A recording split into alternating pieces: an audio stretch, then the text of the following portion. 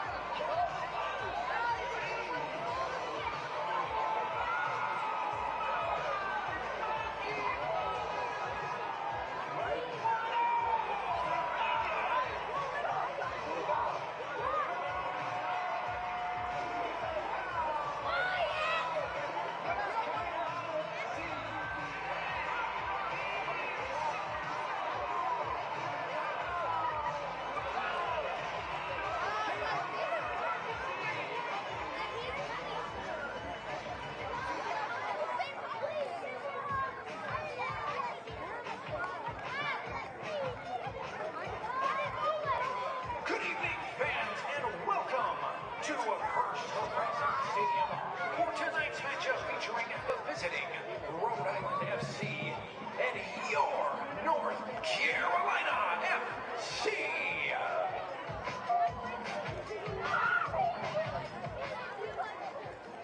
And here are tonight's officials. Referee Eligio Arikin, assistant referee Brian Marshall, assistant referee Adam Cook, and fourth official Josiah Park.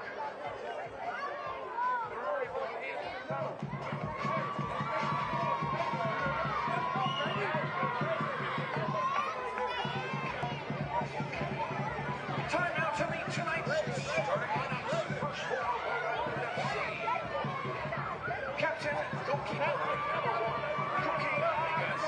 Number 3, Altair Sanchez. Number 4, Hugo Bacharach. Number 5, Grant Stillman. Number 10, Albert Tikva. Number 11, Noah Yusuf. Number 12, Clay Ostad. Number 15, Frank Garce. Number 24, Corifa Deo. Number 32, Amity Jeff. And number 77, Amos Shapiro Thompson. Rhode Island FC are led by head coach Connor Smith, with assistant coaches Dave McKay and Marcos Britt.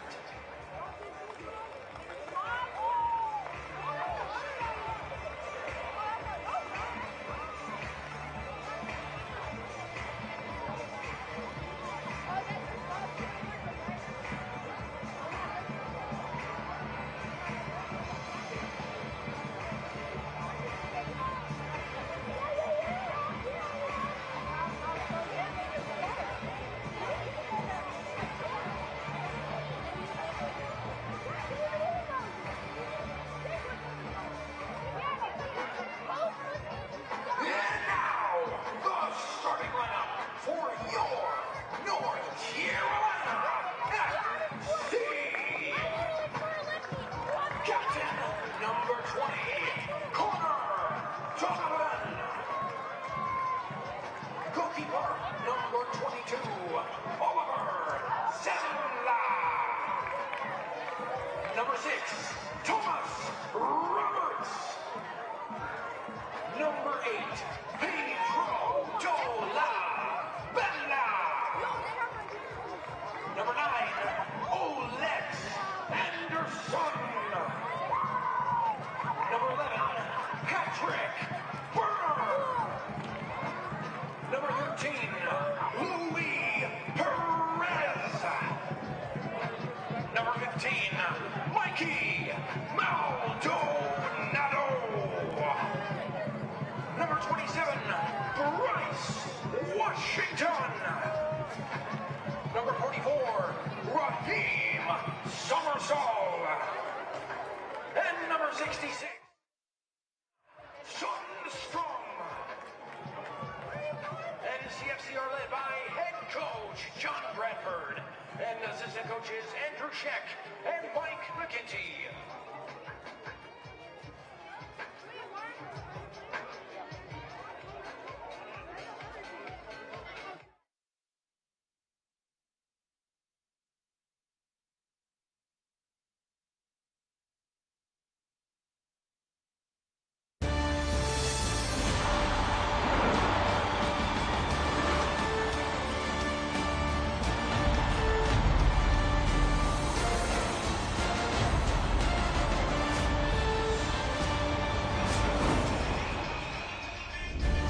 We have reached the home stretch of the 2025 USL Championship season, and with 2 weekends left, there is still a lot to be sorted out in the race to the playoffs. Tonight, from First Horizon Stadium, is one of the biggest games this weekend as North Carolina FC takes on Rhode Island FC, and it's here on ESPN+. There is so much to play for in the Eastern Conference as we look at the standings. North Carolina is sputtering to the finish line. With 1 win in their last 5 games, they have dropped to 5th and desperately need to turn their fortunes for a top 4 finish, because Rhode Island, their opponent, is one of the hottest teams in the league. 4 wins in their last 5, putting them in 7th, and tonight would put them into the playoffs with a win and a chance to defend their Eastern Conference crown. Thanks for joining us in Cary. I'm Brian Ware alongside Andrew Tate. Andrew, we have seen North Carolina this season be one of the best teams in the East. They've sputtered the last few weeks, and now their backs are against the wall. Yeah, it's been, I think, game week 10. They were in the top 4, and they've stayed there all the way up until this last week. Obviously, dropping 2-0 defeats in a row now is uncharted territory for them. So playing a Rhode Island team that's in hot form, they need to put up a big performance today, and I think John Bradford's been tinkering in midweek. He has been tinkering because North Carolina has only scored 2 goals in their last 4 games, and if North Carolina wants to get 3 points, they're going to need to depend on their star all-time goal scorer, Olex Anderson. Yeah, 30 goals in his last 2 seasons coming into this year. He hasn't really lit fire this year. But for him, they know they're in the playoffs. The St. Vincent and the Grenadines International scored a couple of goals on international duty a week or so ago. This is the exact moment for Olex Anderson to come, deliver, and be the leading light that he needs to be for John Bradford's men. Rhode Island just put up 5 on the Tampa Bay Rowdies last week, and one of the players who is growing into form is their star playmaker, Noah Fuson. Yeah, a player that Carno Smith absolutely loves. And he is in, as you mentioned, real hot form at the moment. A goal and 2 assists in his last 2 games against El Paso, and particularly against the Rowdies. He was exceptional. So look for him today to be a part of everything good that Rhode Island do. Well, with the change in form for North Carolina, Olex Anderson is going to rely on Pedro Dolabella with his versatility and his connectivity. We'll have lineups and the kickoff next in this pivotal match.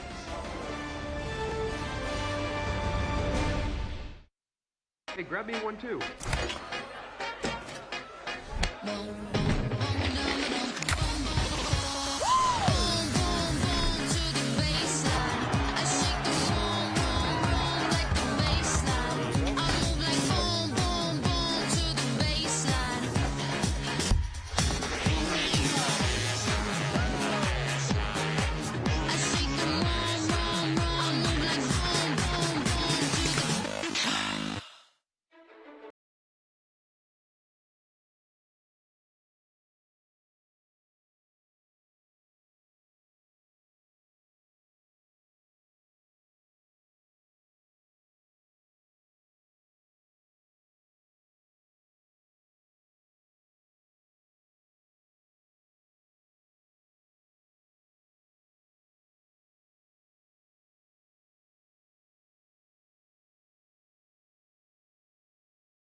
To find healthy and fast.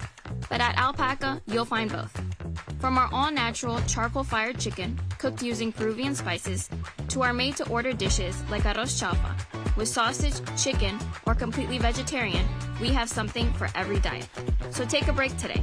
Come in or find us online for catering or to place a pickup order. Family-owned and local.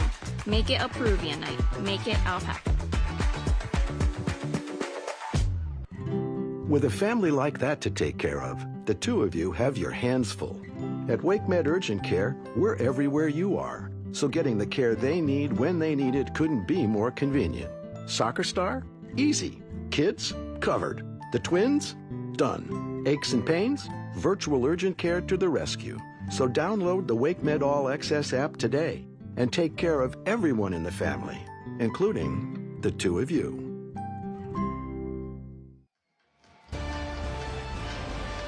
Back here at First Horizon Stadium, North Carolina and Rhode Island ready to do battle in this pivotal Eastern Conference matchup. You see North Carolina, instead of wearing blue tonight, they're wearing their all reds, and Andrew, as we go to the starting 11, they do make a couple of changes, as well as a formation change. Yeah, flashback to 2023 and that USL League One Championship that was based off of this solid two banks of four. Those three players of Perez, Maldonado and Summersall were integral in that year, along with Alex Anderson Jr., who we highlighted in the Open. But two changes, see Paco Craig drop to the bench, in comes Bryce Washington, Rodrigo da Costa drops out in place of Anderson Jr. And next is the setup for Rhode Island FC. They only make one change. It is up top, Albert Dikwa getting the start over J.J. Williams. Yeah, J.J. Williams missing out with a bit of a tweak, but Dikwa will come in and just like Alex Anderson Jr., a leading light. But off that 5-0 win, he's gone with the same team. Just that one change that was forced. And really, the back seven, the three defenders and the four midfielders, they can all switch positions if Cano Smith, the head coach for Rhode Island, decides to make changes. He has been an excellent new coach to the USL Championship in his 2 years as the head coach of Rhode Island and of this franchise that has come into the league. And the other side is John Bradford, who is finishing up his 5th season as the head coach of North Carolina FC. They're back in the postseason, but want to get a top 4 finish and host a playoff game after Halloween, as the calendar will turn to November. Our referee is Eligio Areguin, and North Carolina will get us going here at First Horizon Stadium, the regular season home finale here at Wake Med Soccer Park.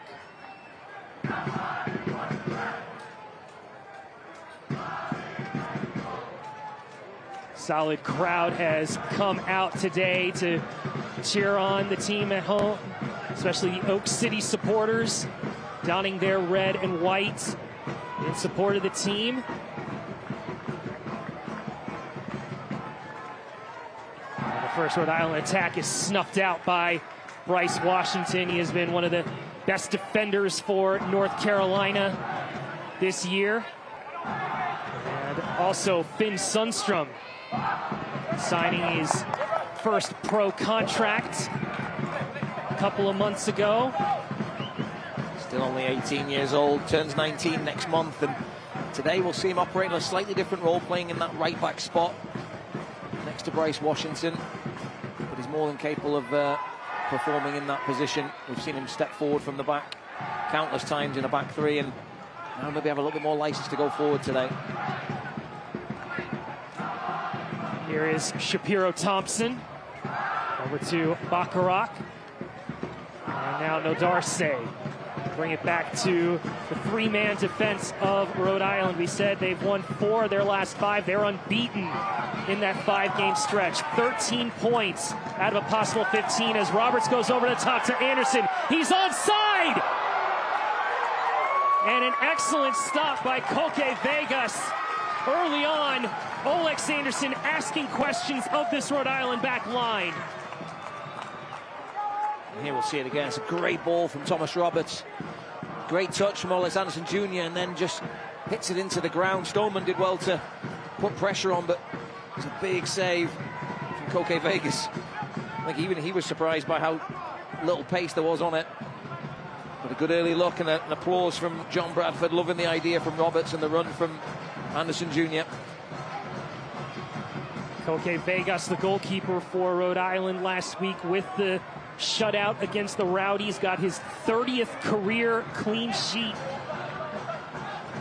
in the USL Championship, and he has 10 this season in his 20 starts. I think tied for second, aren't they, in terms of the best defensive record in the league. Obviously will be someone to look for, possibly as a possible nominee for the Golden Glove, as Dolabella is taken down for a free kick.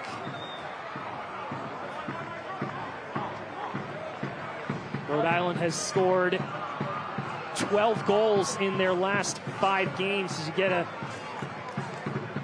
another look at the challenge, especially on the landing.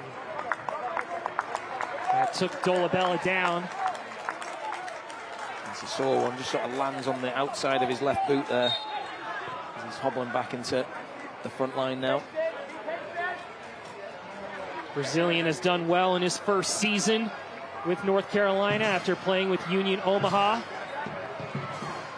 past couple seasons in USL League One, as North Carolina will get back on the ball here.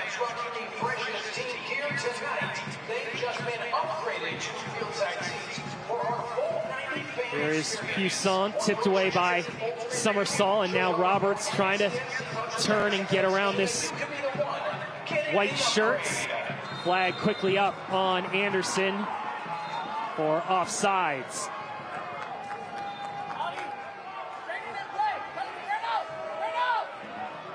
Alex Anderson, we mentioned, 4 goals on the season. Last scored back in September in that pivotal 2-2 draw against the Tampa Bay Rowdies.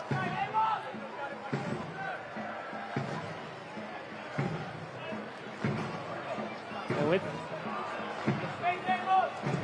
the play of Dolabella and Conway, Anderson has spent some time on the bench for a time, but now he is needed with all the injuries that North Carolina has suffered, especially these last couple of months.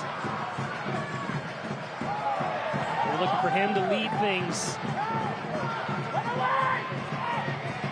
You saw him pressured by Sundstrom. Gets it out to Chiop. Now over the top, looking towards Dikwa, an excellent striker in his own right. Gets it back to Shapiro Thompson. Wonderful recovery by Perez. Dikwa will definitely be an option for Rhode Island. 2 seasons ago, he was the MVP for the Riverhounds when he played in Pittsburgh. 20 goals in 2023. And he is in place of J.J. Williams, who is sitting on the bench in civilian clothes as the long throw comes in, headed down by Donovan and cleared away by Summersall. And look at Alex Anderson track back, forcing Giop to give it back to Koke Vegas. I think this has got to be an interesting look from North Carolina. I mentioned they have not played a back four, I think, in 2 years, or almost 2 years, right? Back in 2023, it was a formation that John Bradford looked at, and in speaking to him about why the change this week from that trusted 3 centre-backs and the wing-backs, it was the reason for playing that system was because they've got the likes of Ezra Armstrong and Rafa Mensingen, and they've lost, I think it's 5 wing-backs for the season now. So when you're trying to pick a formation, it's to suit your best players, and the change now suits the pieces to the puzzle that they've got. So, but for Rhode Island coming in, I don't know if they've seen this coming, so but I think it'll take them a little while just to figure out exactly how they're going to attack and find the spaces.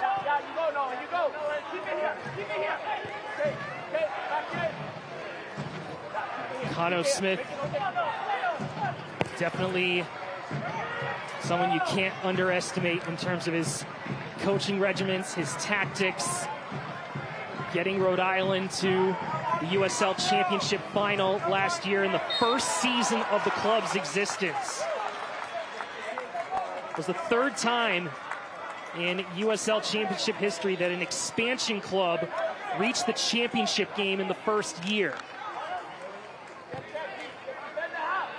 And so far, in 75 games, he has a record of 30 wins, 25 draws, and 20 defeats.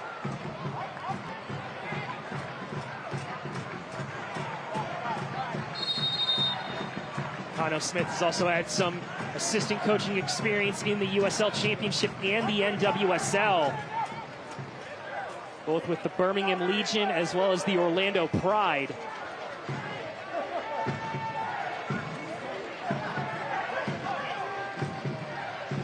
Goes past Sanchez, and great dummy as Dikwa connects up with Fuson. Now he gathers, trying to slip it to Sanchez. And a free kick given as the former North Carolina Tar Heel goes down on the challenge from Sundstrom.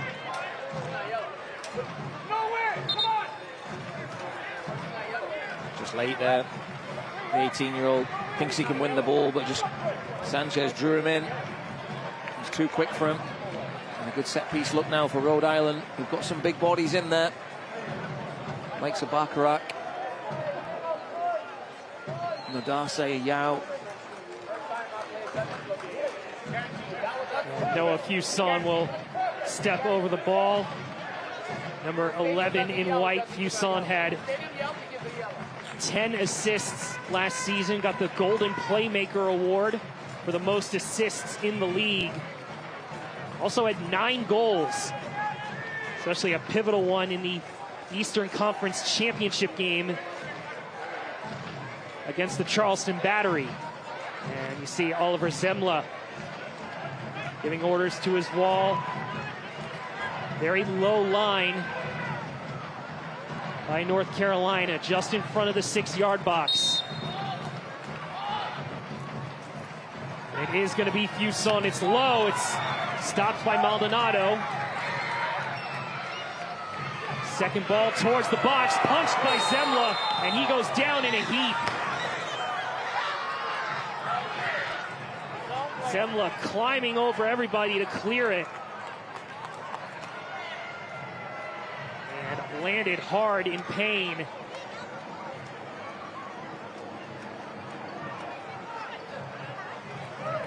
Oh, yeah. Comes brave goalkeeping. He gets clattered by Somersault. There's Nodase in there as well. A lot of bodies. It's that fall, that landing, that's the one that does it. Dolabella underneath as well. John Bradford won't want to see his goalkeeper have to come out, but that is the one place they actually do have coverage with 3 goalkeepers on the bench. Just showing the injury-plagued nature that is the North Carolina squad at the moment. Just 2 defenders, 1 midfielder and attacker in terms of other options for head coach John Bradford. Roberts goes flying in, trying to win the ball back. But it will be a throw to Rhode Island.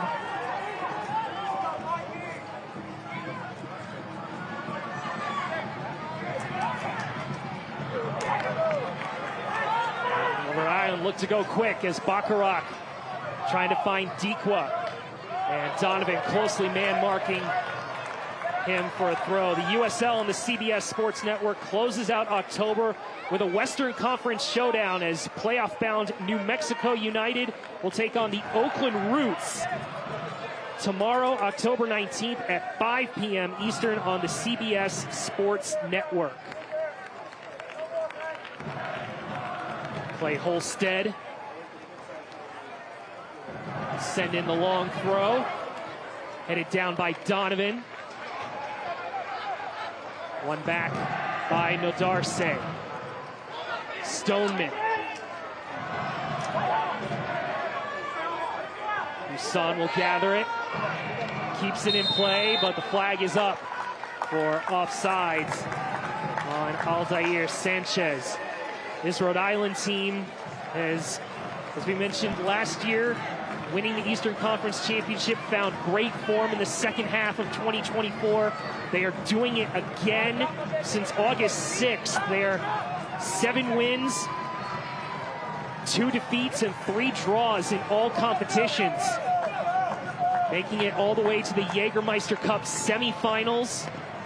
Had a chance to have another edition of El Clamico, but fell to the Sacramento in penalties as Perez finds Dolabella, but he's just a tad off.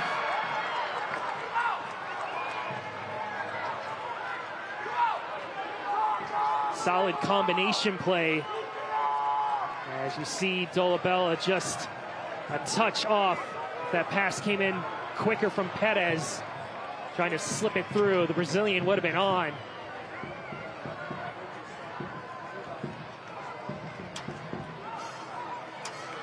Connell Smith is definitely one of those coaches that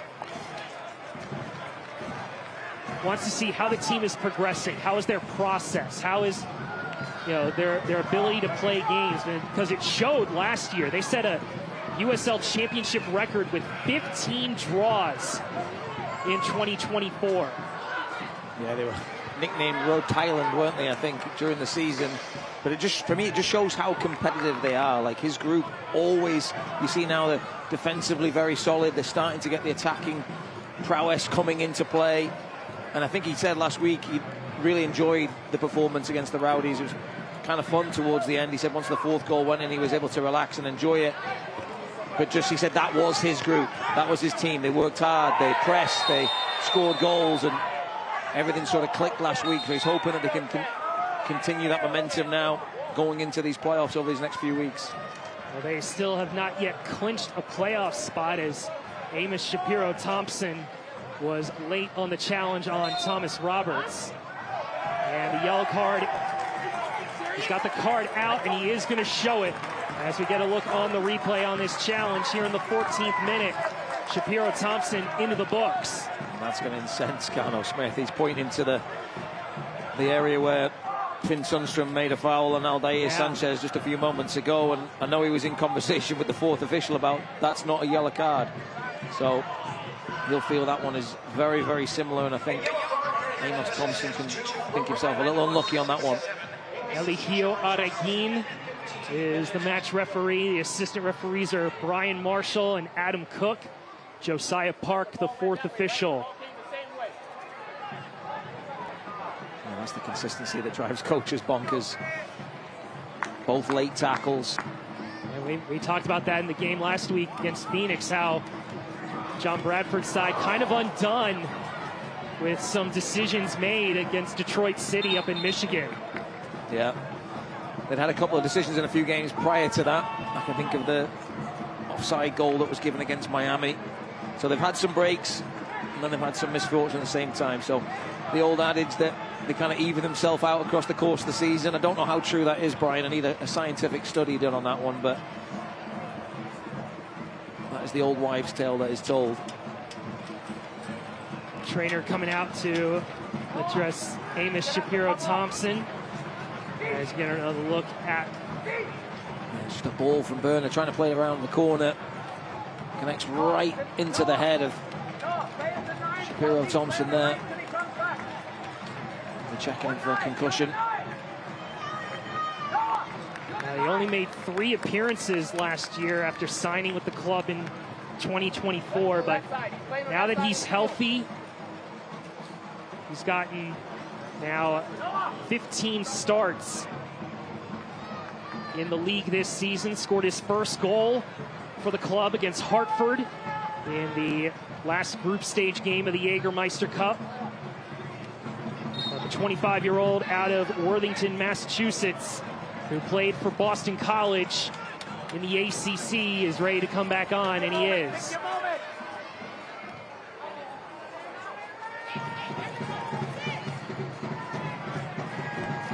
"17 minutes in, a lot of fine margins here between these two teams. As the mistake is forced, Rhode Island try to get a quick transition. It's going to bounce all the way in front of us as Sanchez will take the throw. It's good pressing from Rhode Island. North Carolina not quite sure how to play through that press. Burner almost turning the ball over in a dangerous area, something that North Carolina have to be careful of. Not scored in the last 2 games. They know that this game, if they're going to win it, most likely it's going to be 1-0.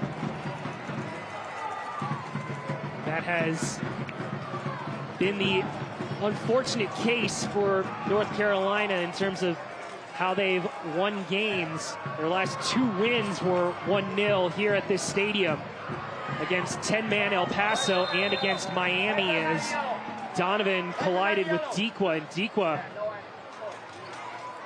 just holding his left knee for a moment. Yeah, bit of frustration from Carno Smith again. He's asking, is that not a yellow? Donovan knew exactly what he was doing. Here you'll see it. Dikwa is past him. He's away. And Donovan just knocks him into the advertising hoardings. That last lunge, too, kind of forced the issue there against Dikwa, who has been in the USL Championship for quite some time.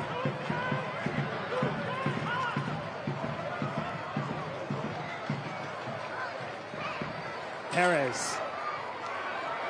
Anderson again offside. A bit tight for me.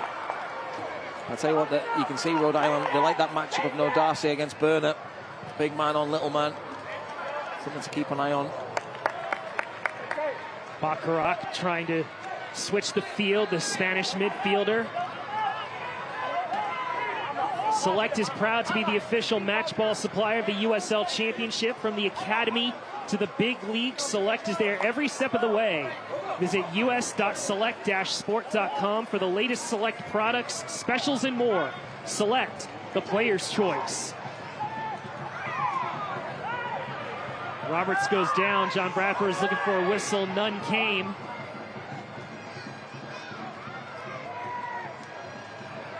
As the team from the Northeast has now started to grow into this match.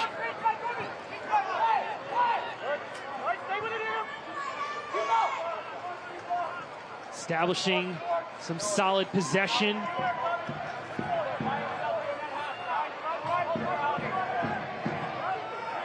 Trying to force North Carolina out of its defensive shell.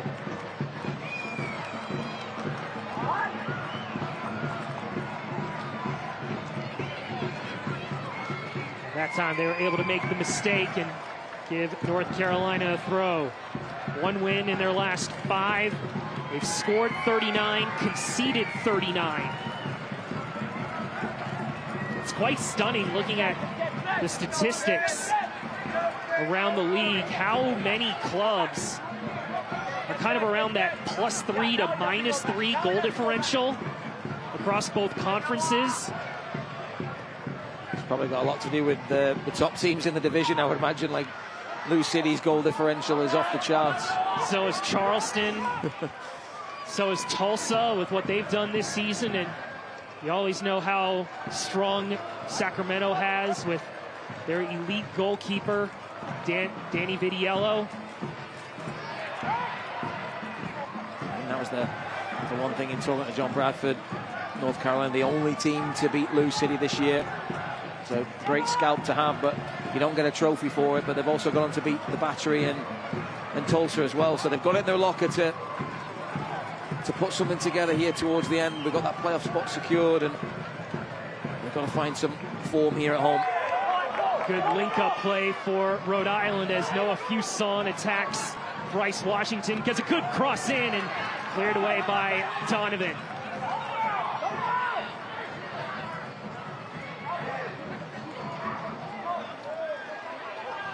And Roberts gives it up. Sanchez to Fuson. Now at the outside of his boot. Goes across goal. And Tikwa has committed the foul on Burner.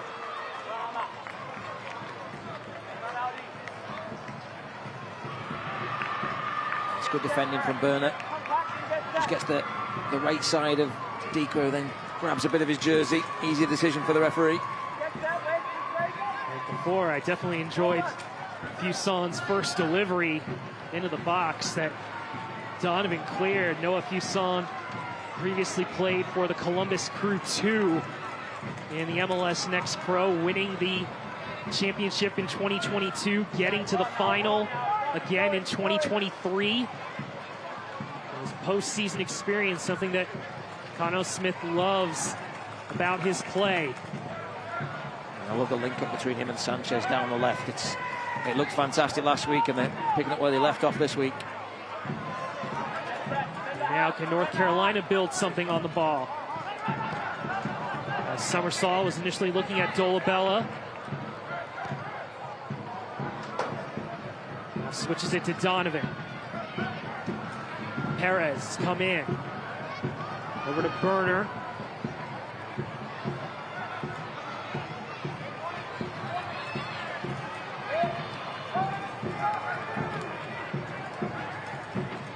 Seems they're trying to find that pass that'll spring the attack. As it goes back to Zemla. Now Maldonado has dropped back to link up with Burner, possibly drive the ball up the field. Perez can't get around to Darce or Holstead. Coming back to Summersall.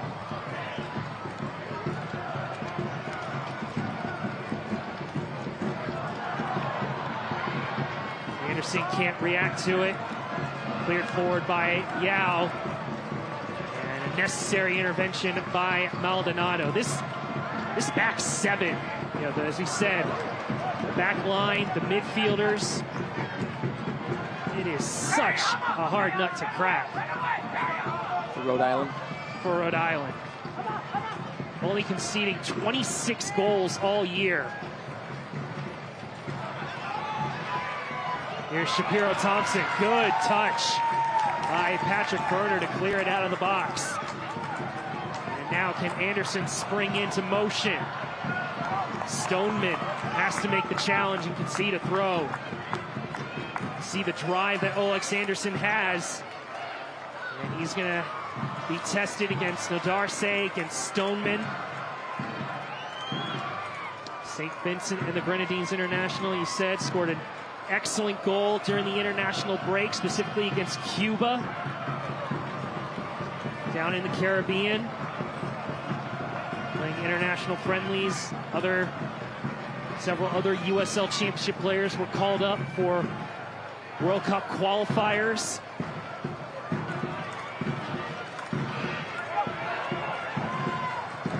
The World Cup draw just around 2 months away. We will find out where the United States and 47 other countries will be grouped together when the World Cup kicks off next summer. A few surprise countries making it, right? Was it Cape Verde? Is that the one that I saw? Yes. This past international break, 10 countries qualified for the World Cup, including yours, including England.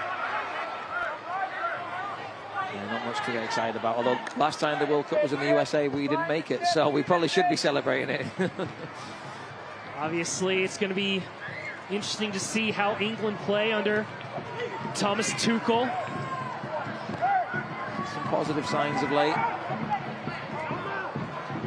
Some interesting decisions, though, leaving out the likes of Jude Bellingham and co.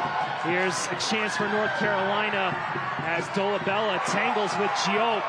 John Bradford asking for a foul, but not going to get one. And now Maldonado takes a man down, and now Maldonado goes into the book here in the 26th minute as John Bradford again talking to the assistant referee of why there wasn't a foul called with Dolabella's encounter with Giope. So you see the first incident here. Just a coming together, but the legs get tangled. You see and then Maldonado snapping in at the heels there. The ball's there to be won, but he gets all of Sanchez and none of the ball. The referee decides the way to take the steam out of this one is to dish out a yellow card to Maldonado, which it's going to be a tough one for him to sit on that for the next 65 plus minutes. Second player into the book here from Eligio Arreguin. We're in the 27th minute. Nice read by Washington against Tikwa as it goes back to Zemla. Summersaw taken down by Holstead, but a bit of a dangerous pass there as Holstead was coming in full steam. Yeah, good awareness from Summersault. Protected it. Knew that Holstead was coming. He's got an injury to show for it. Not an area that North Carolina are well stocked in at the moment. That central midfield area. No, unfortunately not. Players that North Carolina have on the bench, the outfield players include Paco Craig, Rodrigo da Costa, Ahmad El-Kak, and Tristan Hodge.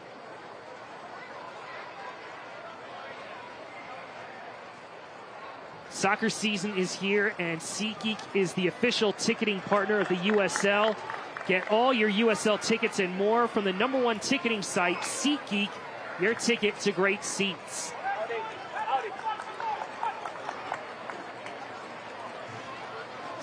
Summersault still being attended to.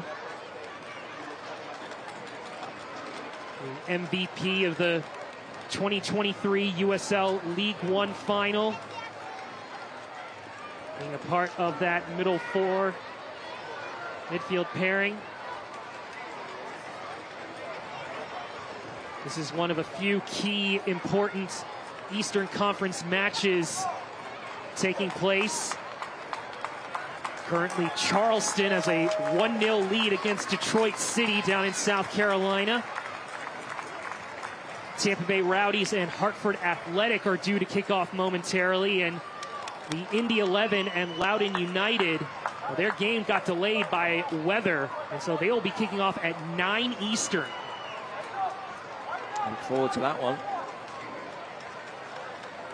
North Carolina hoping they can get a result today, and then Indy do them a favor against Loudoun. Yeah, the other key game to note is dealing with the Pittsburgh Riverhounds. They are on the West Coast in Northern California, taking on Monterey Bay this weekend. Zemla will get us restarted here in the 30th minute.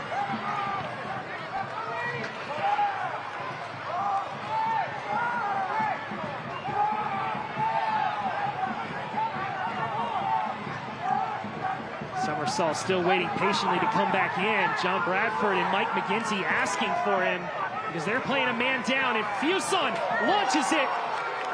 And the first dangerous attack just goes wide from the Rhode Island playmaker. It's great play here. They find Fuson in that pocket. He gets round Maldonado with a great turn. Credit to Donovan, though. Shaped his body really well. You see the centre-back, hands behind his back. Covered the goal really well. And Fuson just pulled the shot. That was an opportunity, though, because North Carolina playing with 10 men, trying to get Summersall back on, but it's a bit of a nonsense rule where they're waiting for the referee to approve him coming back on. Can that not be the fourth official or somebody? I think for both teams or any team moving forward, just referees sometimes take forever just to allow the player who's perfectly fine to get back on the field. What a challenge won by Summersall, trying to spring Anderson. Evades the challenge of Yao, calling for a handball. And Rhode Island able to stymie the quick counterattack. North Carolina's John Bradford was asking to see if there was a handball, but Dikwa is going to be flagged for offsides. Quick end-to-end sequence. As Anderson had a chance after Summersall won the tackle, and then North Carolina almost undone by this quick transition. As we get a look, It does hit. At it hitting the left hand. Yeah. I think it's unintentional. And full credit to Alex Anderson Jr. He tried to play on, but there were appeals from North Carolina. Would have been a big decision for the referee if he did call it, what he would have done after that. But game on. Starting to pick up the pace. And Karifa Yao is one of, if not their best defender, leading the team in clearances, leading the team in blocks. The Canadian, who played with the Vancouver Whitecaps in the MLS, also playing in the Canadian Premier League.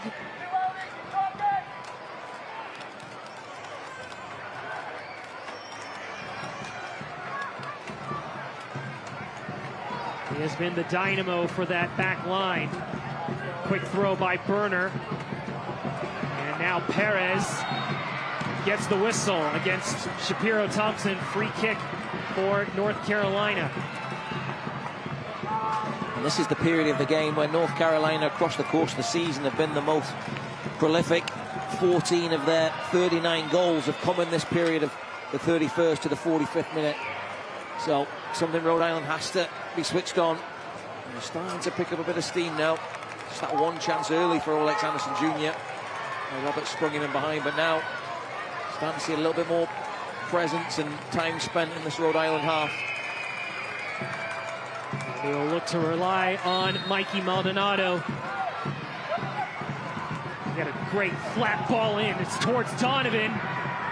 Cleared away by Giop. Second ball won by Fuson. Shapiro Thompson touches it forward, but excellent recovery by Washington to give it back to North Carolina. 34th minute. Still goalless between these two sides. North Carolina sitting in 5th. Rhode Island currently sitting in 7th in the Eastern Conference. And only 4 points separate these two sides. A lot of games left to play for. These final 2 weekends, you can flip a bunch of coins, and I don't think you'll be able to tell who's going to finish where between 3rd and 8th. Top 2 seeds, though, are set in stone, with Louisville City and the Charleston Battery being in the top 2 seeds, respectively. Is it MLS Next Pro where they get to choose who they play in the playoffs? I don't know about that rule, but I heard that recently. There's a league recently where they get to pick. You get into the playoffs and the top seed gets to pick whoever they're going to play. And, you know, we were looking at where would you want to finish, right? And I think for Rhode Island or North Carolina, if you don't make the top 4, I think you probably want to be 5th, right? And just that team that finishes 4th. You want to avoid the big guns right now. I think Hartford is a major banana skin, the form they're in, but Lou City and the Battery just so prolific. But Rhode Island knocked off Indy, Battery and Lou City last year on the way to the final. So, and all on the road. Yeah. Which is impressive. And it's crazy how the last 2 seasons in the playoffs, one of the finalists were able to win 3 games on the road to get to the championship.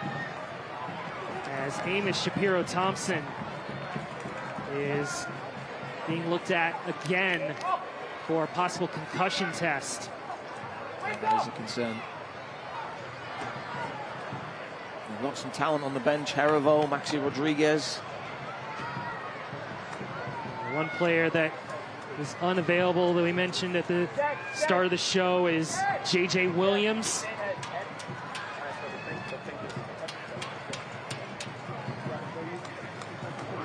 And looks like Rhode Island may be making a substitution here as the 25-year-old is likely to make way. I see down by the bench. Looks like Dwayne Atkinson, the Jamaican, is possibly going to come on. And this is not one of those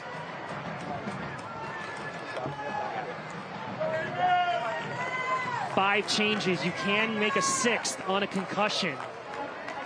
And the change is being made as Shapiro Thompson is going down to the tunnel.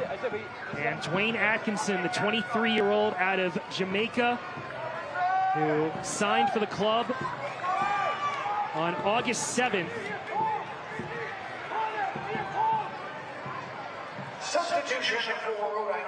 Is now making his 8th appearance in the league.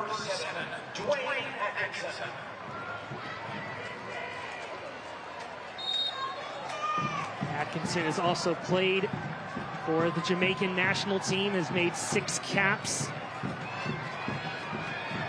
playing in both World Cup qualifiers and the Gold Cup earlier this summer. Roberts gets a step ahead of Sanchez, but collides with the Spaniard Hugo Baccarat.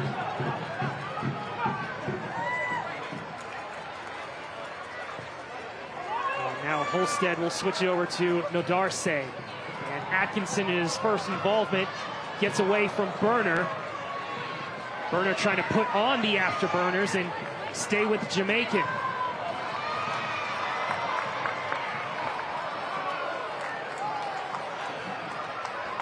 eFootball is here. Live your dream, rep your team, and play as your favorite USL Championship club. eFootball is free to play. Download now. The USL Championship playoffs begin November 1st. Rhode Island's going to take their time as Clay Holstead will look to deliver a long throw into the box.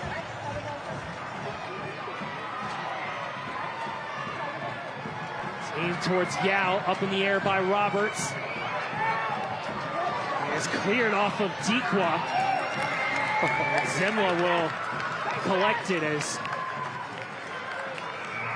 that would be one of the weirdest goals we've probably ever seen. Yeah, that would definitely be in that category, but thankfully for Zemla, an easy take.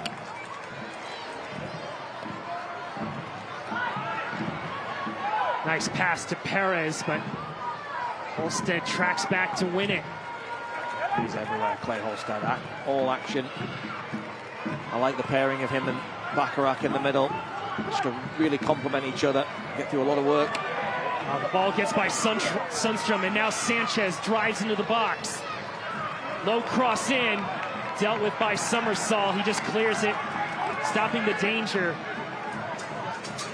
Kind of get the feeling that's what Rhode Island is looking for. A bit of a quick overcommitment that could give their playmakers some space in the half spaces. Now Nodarse out wide. Looking to wrap a ball into the danger zone. Comes back to Stoneman. Now Yao. Over to Holstead. Misses Nodarse on the diagonal.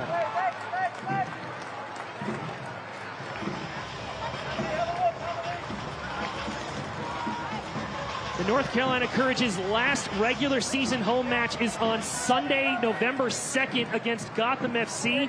Come cheer on the Courage and celebrate Fan Appreciation Night with us during the Friends themed match.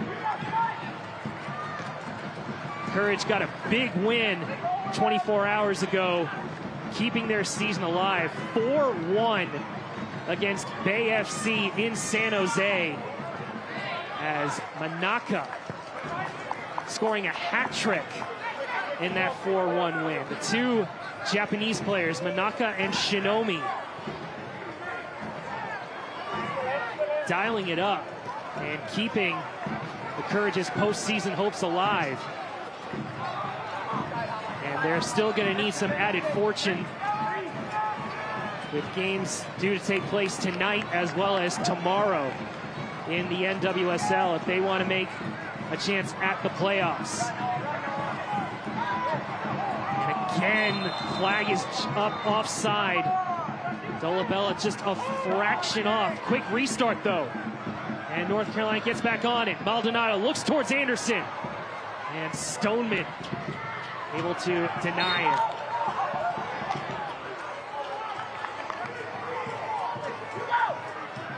You see how John Bradford's side looking to exploit some quick transitions when they have the chance. Yeah, the back line for Rhode Island really holding strong. They're holding that high line, and North Carolina, just like last week, just not getting enough runners in behind, not enough options at the moment. Alex Anderson doing his best to provide that threat, but something they've got to try and generate a little bit more often.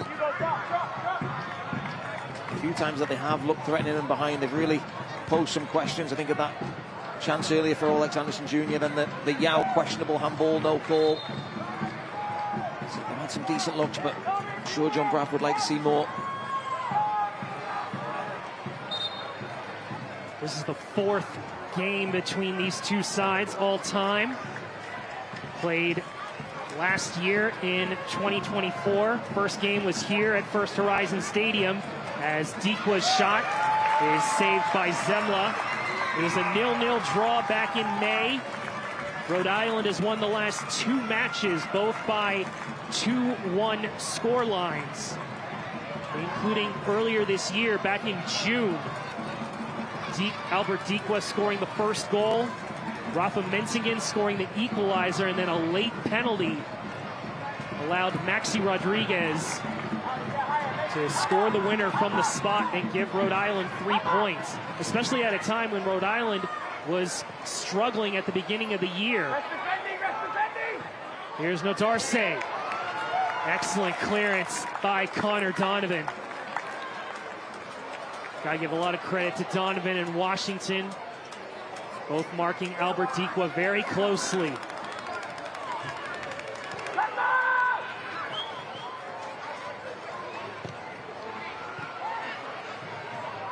Fuson. Sanchez. Sundstrom gets in the way.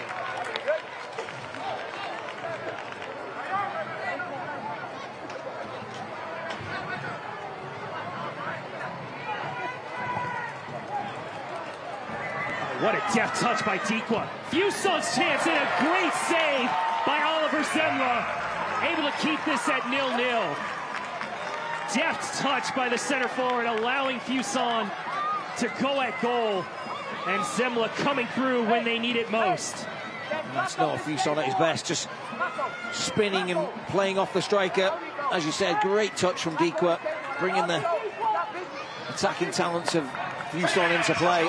And Zemla doing a great job of getting down low and palming it away for a corner. The man on loan from the Philadelphia Union, getting his 10th start of the season. And now it will be Hamadi Diop with the corner. And Yao skies it over.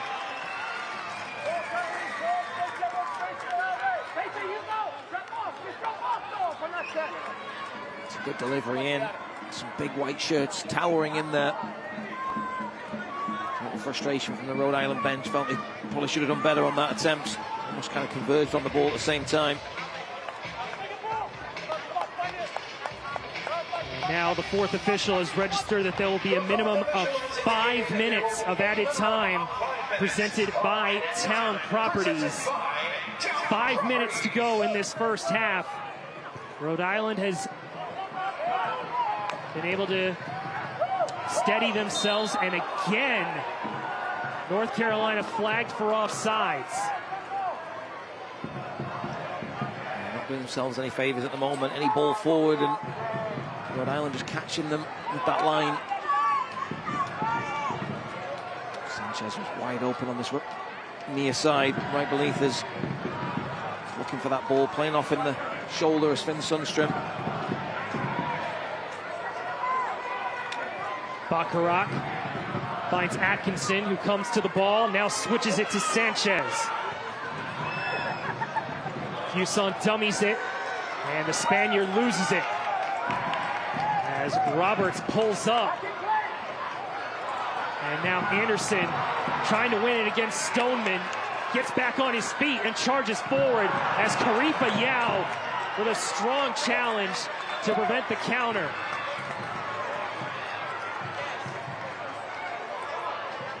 It's great work from Alex Anderson Jr. Stoneman has a go at him, but rolls right out of the tackle. Then you see Holstad and Yao come flying in here. Karifa Yao, great tackle. I'm not quite sure what Alex Anderson Jr. is asking for. He's going to get a throw in.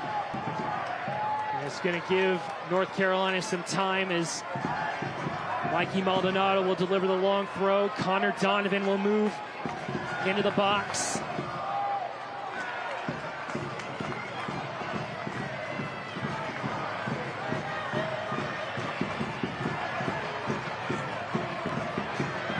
Towards Dolabella, out by Yao. It comes all the way to Washington. Almost gave it away. Second ball in by Maldonado, headed down, Somersault tracks it down, and now Sundstrom wins the race. Dolabella to Donovan.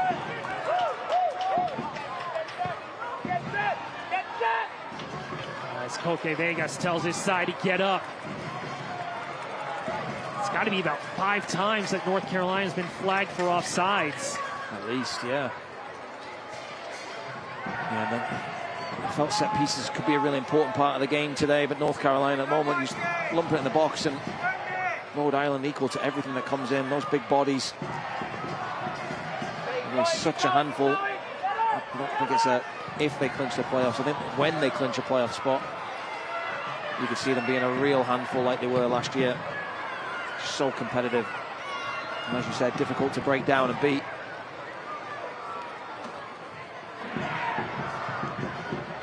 Werner clears it, Dolabella towards Anderson, but again the flag is up. That is now 6 times in this first half that North Carolina is flagged for being offside. Should be a little bit more patient. know that Rhode Island will hold that line, they'll step, they'll take a chance. You don't need to cheat too much. They've done that too many times in this first half, just sloppy. Good step from Washington. Now can Roberts spring Dolabella? He can. Quickly marked by Baccarat. Gives it to Maldonado, who's open. As we are heading towards the 4th minute. Actually, the final minute of Town Properties stoppage time.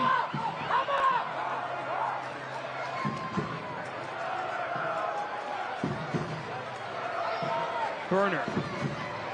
Lofting it towards Perez, headed by Stoneman. And out by Nodarse.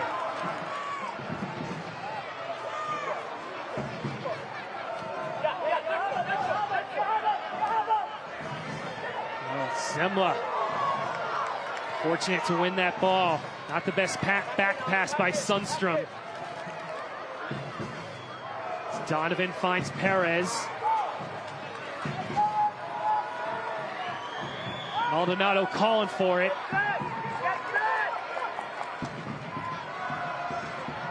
Looks like North Carolina might just take this 0-0 into the locker room. They'll have a lot to talk about in terms of trying to spring their quick attacks against this stout Rhode Island defense.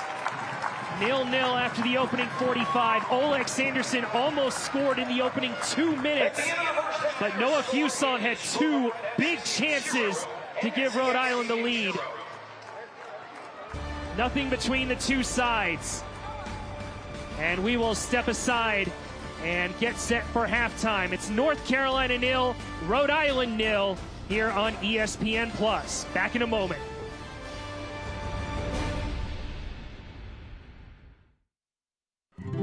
With a family like that to take care of, the two of you have your hands full.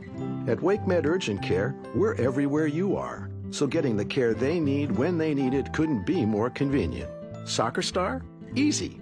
Kids? Covered. The twins? Done. Aches and pains? Virtual urgent care to the rescue. So download the WakeMed All Access app today and take care of everyone in the family, including the two of you. It's tough these days to find healthy and fast, but at Alpaca, you'll find both. From our all-natural charcoal-fired chicken, cooked using Peruvian spices, to our made-to-order dishes like arroz chaufa, with sausage, chicken, or completely vegetarian, we have something for every diet. So take a break today. Come in or find us online for catering or to place a pickup order. Family-owned and local. Make it a Peruvian night. Make it Alpaca.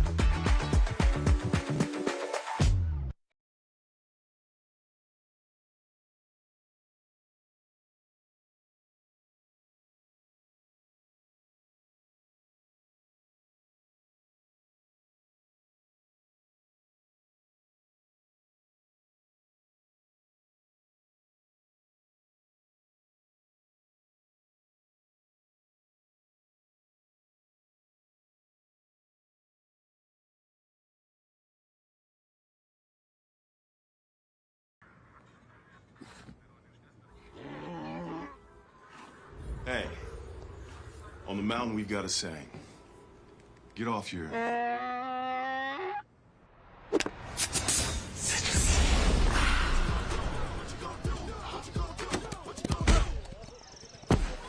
Touchdown! Woo! Mountain Dew! Final home game of the regular season, and so far, nothing to show for it. North Carolina and Rhode Island in a 0-0 deadlock after the opening 45 minutes here on ESPN+. And thanks for joining us here. I'm Brian Ware along with Andrew Tate. Andrew, we see what North Carolina is trying to do offensively, trying to spring quick transition attacks. But 6 offsides calls means John Bradford has a lot to discuss in the locker room talk. Yeah, I think going forward, there's some things they can clean up. Defensively, he'll be really happy because making that formation change was a bit of a roll of the dice back to what he's tried and tested back from 2023. But the 2 banks of 4 have been solid. They've frustrated Rhode Island. Now they've just got to clean up some things going forward. and there's a lot to play for in the Eastern Conference. As we look at the standings coming into this weekend, we mentioned how Louisville and Charleston are locked into the top 2 seeds. Hartford, if they win tonight, they will also clinch a top 4. And North Carolina is going to look intently in terms of the result of what Loudoun does later tonight. You see the jumble in the middle of the pack in the Eastern Conference. Yeah, you mentioned that delay of that Indy game. I'm really excited to see what happens in the second half here, but then tune into that Indy-Loudoun game. I know Detroit have just pulled one back on Charleston, so a point there for Detroit keeps Indy's playoff hopes alive. So a lot to play for, as you said. Yeah, Rhode Island with a win, they are in. With a draw or a loss, and an Indy draw or loss means they will be back in the postseason as well. But don't count out Indy or Tampa, as they are still trying to fight for those bottom seeds in the playoffs.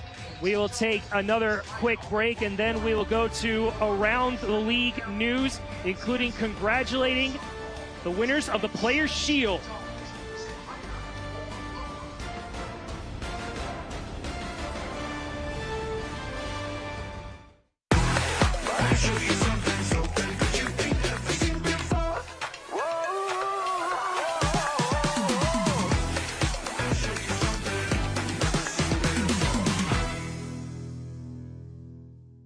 Whoa, termites can eat a pound of wood a day. Pound of wood a day. Pound of wood a day. Pound of wood a day. What's wrong, Daddy? Daddy? You okay? Keep termites out of your home and your head with our premium guarantee that covers up to $250,000 in new termite damage. Before panic shows up, Terminix it.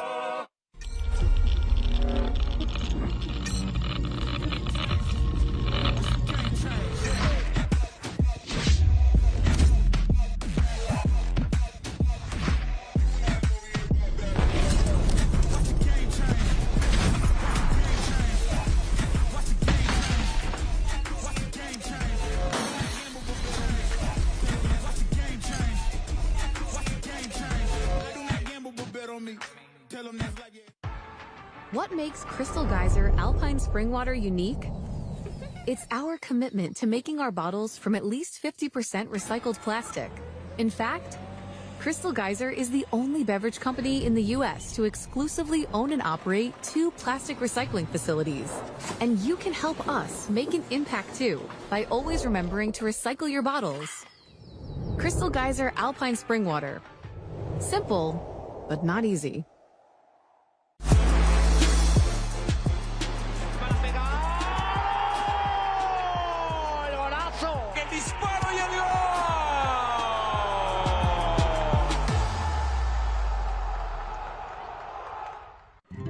With a family like that to take care of, the 2 of you have your hands full. At WakeMed Urgent Care, we're everywhere you are, so getting the care they need when they need it couldn't be more convenient. Soccer star? Easy. Kids? Covered. The twins? Done. Aches and pains? Virtual urgent care to the rescue. So download the WakeMed All Access app today and take care of everyone in the family, including the 2 of you.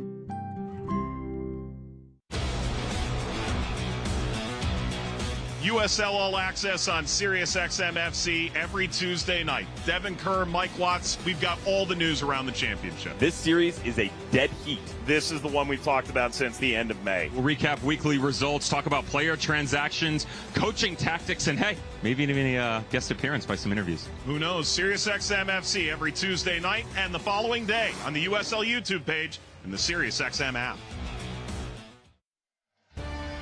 Back here in Cary, North Carolina, between North Carolina FC and Rhode Island FC. It is 0-0. Brian Ware alongside Andrew Tate. This is a big weekend in the USL Championship, Andrew, and let's look at some of the scores that have taken place this week. Earlier this week, Charleston got a big win against the Switchbacks, and there were some key results in the West as Orange County got a late winner against San Antonio, and Sacramento came from 2-0 down to get a point. And the surprise The Rowdies are 2-0 up on Hartford. They're not done yet, right? That playoff race, keeping them alive. Rowdies have been great, I think, in the last few weeks, but that result at Rhode Island maybe looking a little bit more of a blip. And then Charleston and Detroit. Charleston led 1-0, but Detroit have pegged them back and looking good for a point right now. Here are some of the other games taking place later tonight as well as tomorrow.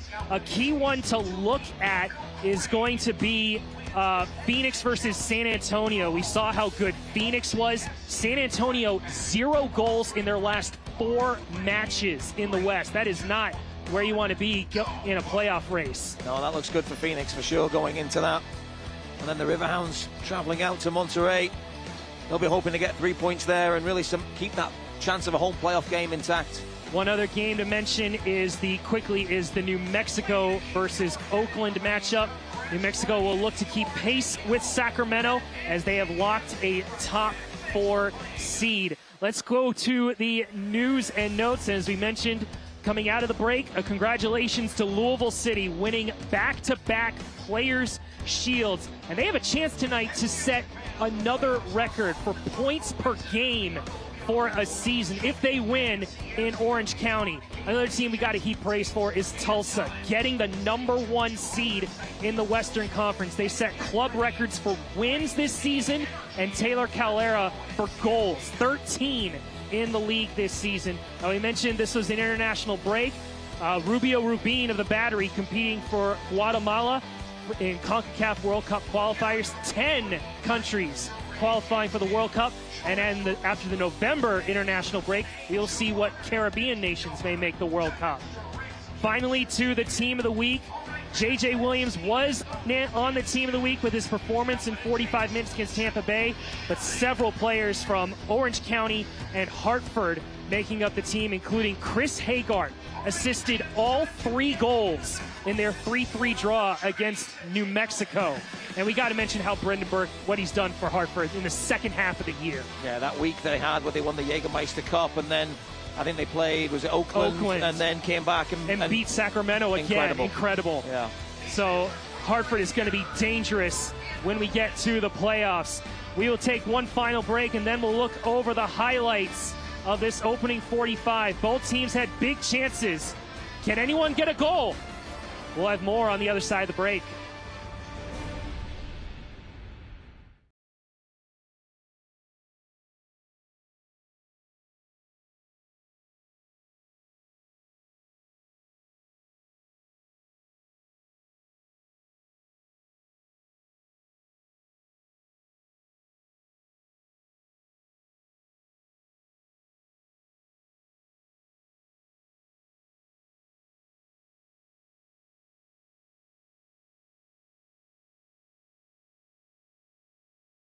It's tough these days to find healthy and fast, but at Alpaca, you'll find both. From our all-natural charcoal-fired chicken, cooked using Peruvian spices, to our made-to-order dishes like arroz chaufa, with sausage, chicken, or completely vegetarian, we have something for every diet. So take a break today. Come in or find us online for catering or to place a pickup order. Family-owned and local.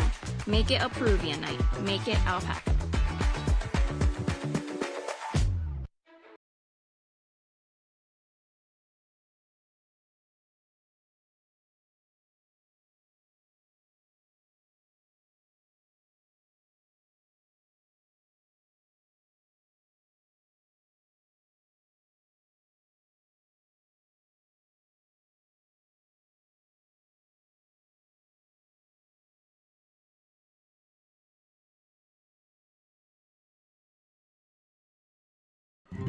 With a family like that to take care of, the 2 of you have your hands full.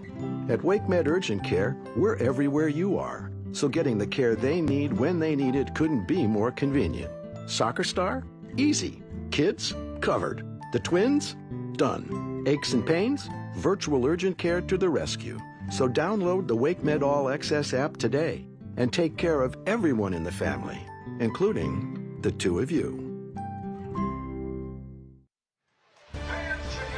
Second half about to kick off momentarily as North Carolina and Rhode Island are goalless after the opening 45 minutes. Brian Ware and Andrew Tate with you. Andrew, let's get to the first half highlights. And North Carolina came out guns a-blazing, almost scoring in the opening 2 minutes. Yeah, it's a fantastic pick out from Thomas Roberts and a great run from Alex Anderson Jr. Just the connection was missing. Hits it down into the ground, and Koke Vegas was even surprised by how little power is there generated. But after that, Rhode Island really settled into the game. Here we see Noah Fusson finding that pocket of space. We saw it this time. There's another opportunity as well. I think we'll see in a moment. They're just dragging his shot wide of the goal. And here, Raheem Summersall was really combative in the middle. But here was a handball potentially on Karifa Yao that wasn't called. Alex Anderson Jr., the biggest threat for the home team throughout that first half. There's the touch. Certainly not deliberate, but it does make contact with the arm. And here's the chance. Great touch from Dikwa. Link-up play from Fusson. Drags his shot across the goal, and Semler's equal to it. As you can see, Fusson, we highlighted him in the open. Really integral in that first half, and we'll be looking to get more from him in the second half. Will Carlos Smith and the Rhode Island staff. Here's the first half stats presented by Jump. North Carolina only with the one shot. Rhode Island with 5. And as we mentioned, the number of times they've been flagged for offsides, just sometimes fractions off. That link-up play has to come together in this second half. Yeah, for sure. Obviously, not usually having a strike partner for Alex Anderson Jr. They've got to work on some of those sequences and timing of things, but that can be something that can be talked about at half-time. But for North Carolina, the chances that they restricted Rhode Island to were outside the box. So that's something they'll be pleased with the defensive side, but looking for more going forward. But those 2 shots on target were what you mentioned in terms of Rhode Island getting into the middle a little bit more. And that may be the small danger that North Carolina has to weather against this very stout and strong lineup that Kano Smith has in his team, Rhode Island FC. They are outside of Louisville City, one of the hottest teams in the league. 4 wins and a draw in their last 5. And coming to form at the right time. Making a declarative statement these last couple of months, saying, remember us, remember who we are.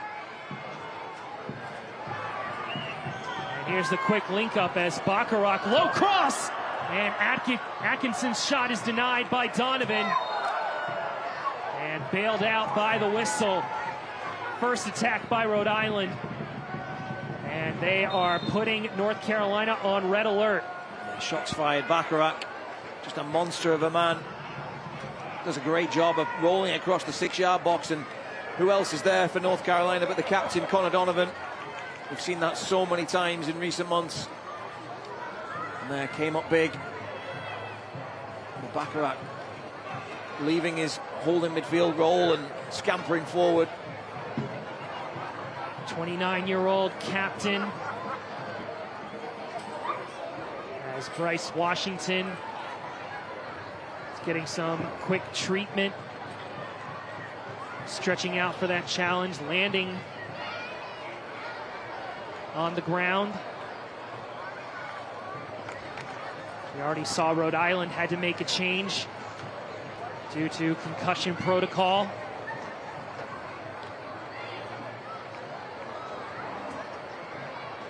We mentioned how North Carolina's bench is very thin. Paco Craig, Tristan Hodge, the 2 defenders on the bench. And Bryce Washington hasn't played since the 1st of October, so he's been on the bench the last couple of games, so getting him back in the lineup today was a big bonus, and John Graff will be hoping that this is not something serious that's going to keep him out, because him and Donovan are a brilliant pairing, I think, in this back 4, complement each other really well. Looks like he's okay. Washington, the 27-year-old out of Atlanta.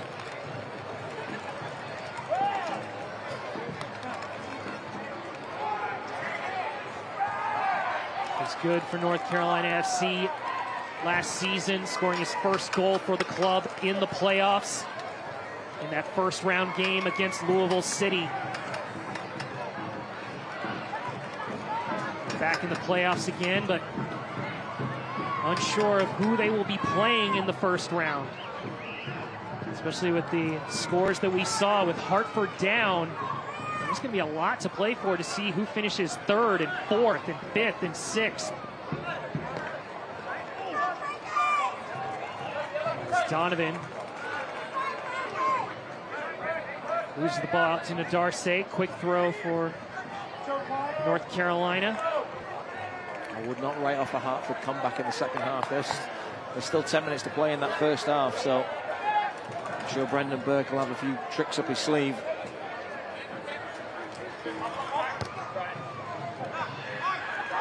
Somersault trying to link up with Dolabella, but the heavy touch gives it back to Rhode Island.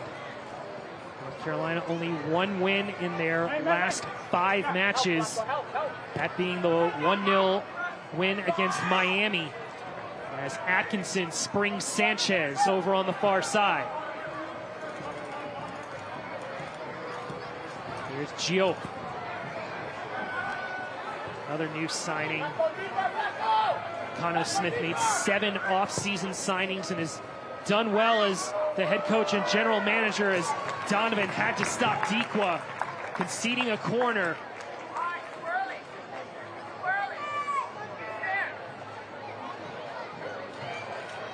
This is another opportunity for Rhode Island, the visitors.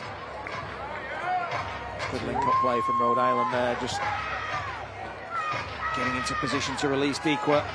Fans, we need your help to chant. He is out of this defensive corner. Have several players that can get some good deliveries into the mixer and test Oliver Zemla. Gio, this time it's low. Touched away by Anderson to Somersall. Can't spring the counter, but it's a good slip as Roberts and Dolabella in support.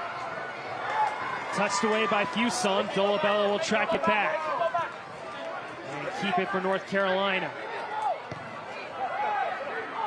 Possession battle was 50-50. Can North Carolina establish some better possession and some better link-up, especially in the middle third, against this Rhode Island back line that flagged them offside 6 times in the opening 45 minutes. I think one player that was really quiet in that first half was Louis Perez. Thomas Roberts, I think, had a much greater impact on the right side of that midfield four. Got to get Louis Perez involved.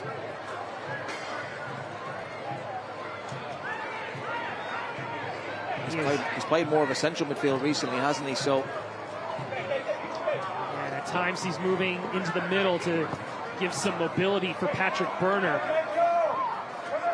Try to deal with the numbers in the middle of the pitch.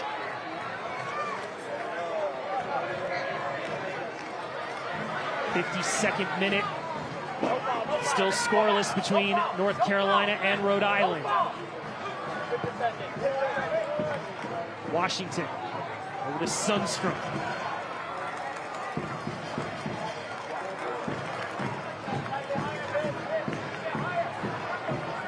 Now Donovan.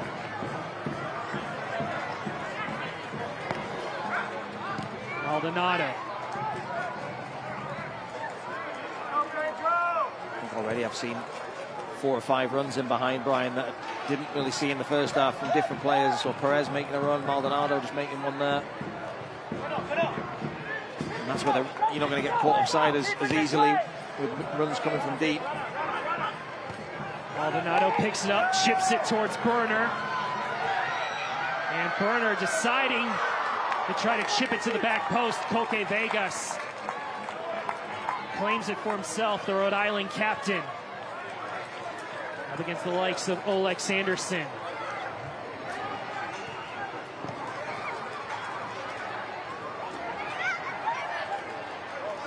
Can't watch the match? Turn on Sirius XM FC 157, North America's only 24/7 source for engaging soccer talk, including USL All Access on Tuesday nights. Plus, hear live matches from the USL, MLS, Premier League, and more.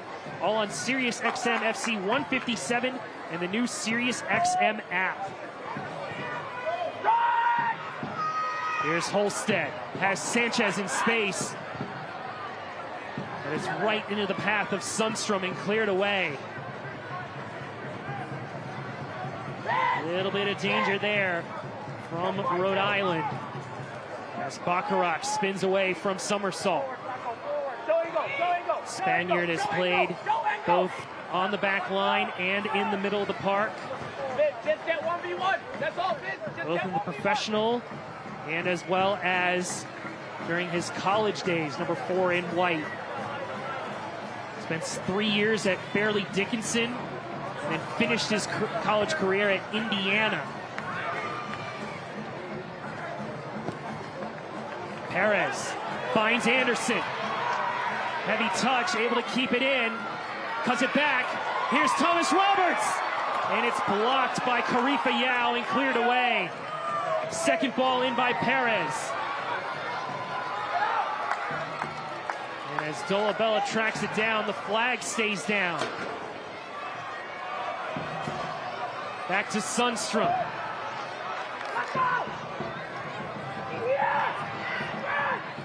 Cano Smith barking out orders in front of the Rhode Island bench as Burner takes it himself.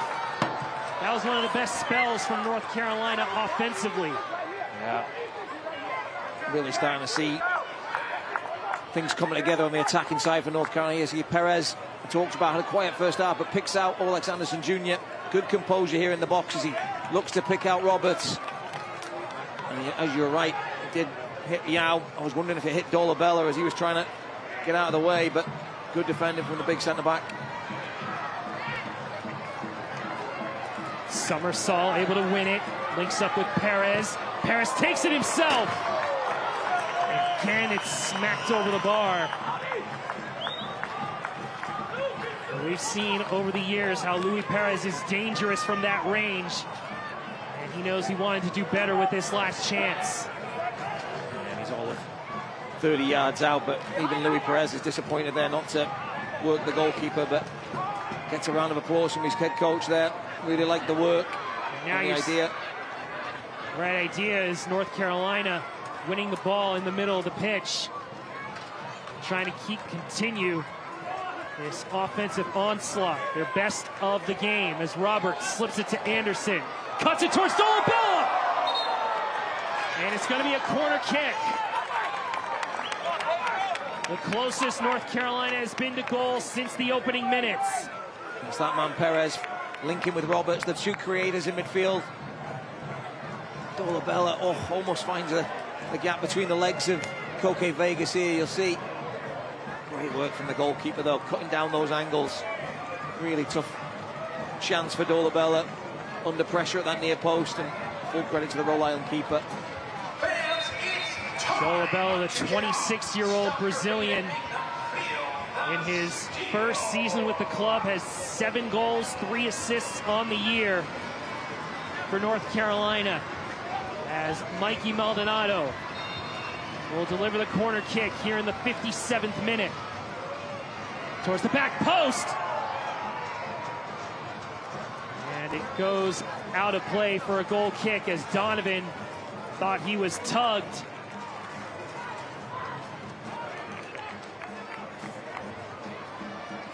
There's a lot going on in that box. Somebody went down early, I saw that. It's a great delivery from Maldonado. Baccarat certainly is holding on to Donovan. You see that a lot on set pieces. I don't think there's an awful lot wrong with that. Pretty sure Donovan's dishing out hugs the same way in his own box, so I'll give the referee the tip of the cap there on that one.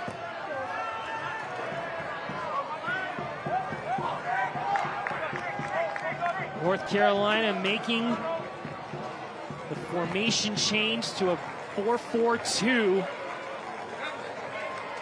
With all the injuries that they've suffered and all the goals that they've given up in these last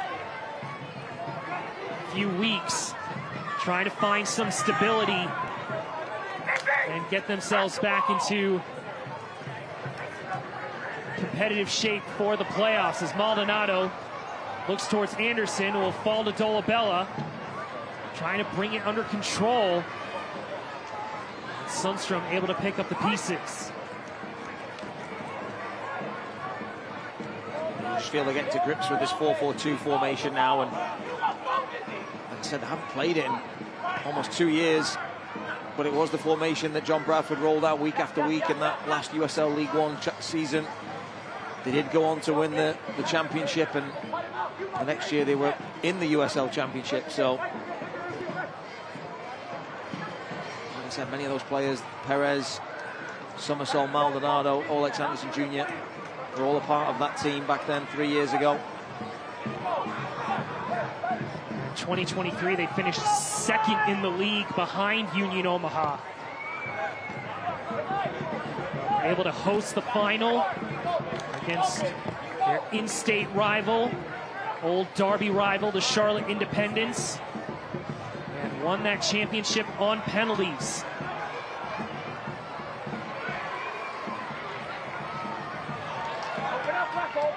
Ball comes back to Koke Vegas, who slides it to Hamadi Diop. Holstead being tugged by Roberts and thrown to the ground. In front of referee Eligio Arreguin. A quick restart as Fusong drives down the field. He's got Sanchez in support, two in the box in white. So it comes to the middle for Clay Holstead, and it's blocked by Somersall.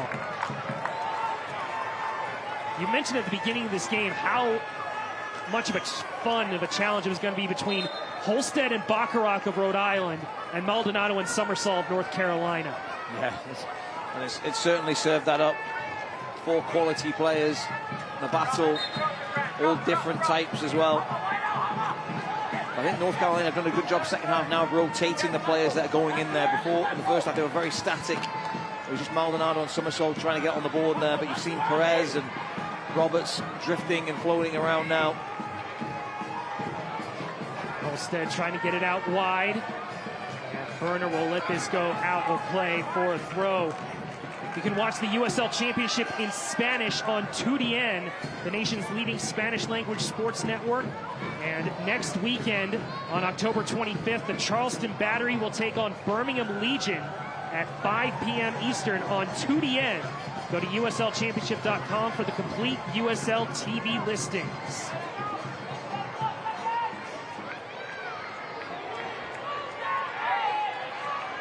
Bacharach takes down Roberts, and instead of playing advantage, referee pulls it back. Look how narrow North Carolina's midfield is. That's the left midfielder and right midfielder converging on Bacharach there to win the ball back.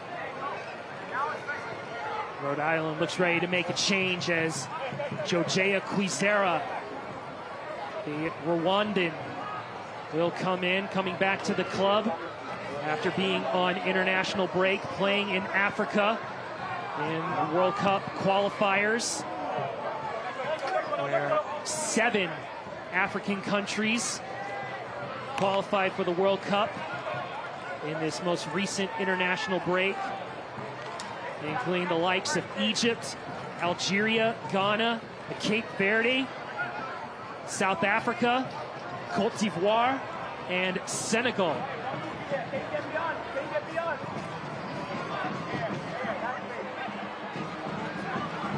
Somersall back to Perez, trying to evade the pressure of Atkinson.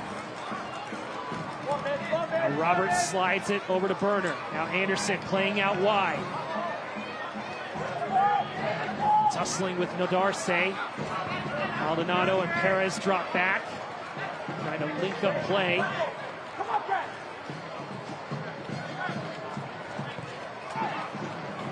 Somersall evading Bacharach. That number 4 in white is everywhere, trying to stop North Carolina's movement in the middle. Just the player that Raheem Somersall's become over the last 3-4 years, Brian. I think back to the player that was here in that USL League One team, and He was not as comfortable on the ball as he is now there. You've seen him countless times in this game, receiving the ball with his back to goal under pressure. His awareness, his ability to just evade the oncoming tackle. And here we see him going again. Shakes off Atkinson, takes it himself! And North Carolina continuing to ask questions. As you get a look at this missile from Summersall again, Rhode Island will make their first change, Andrew.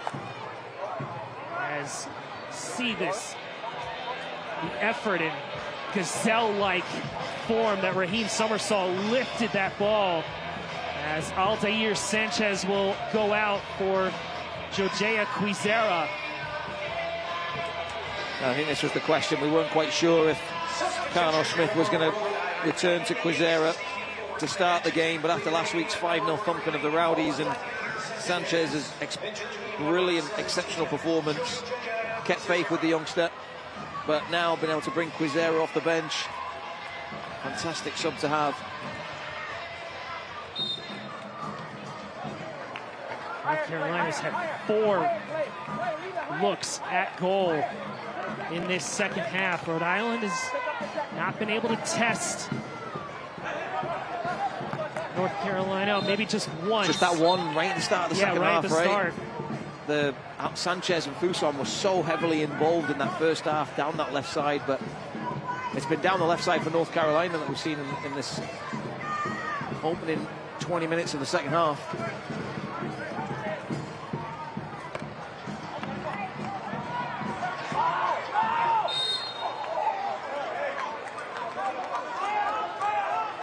Ball called back.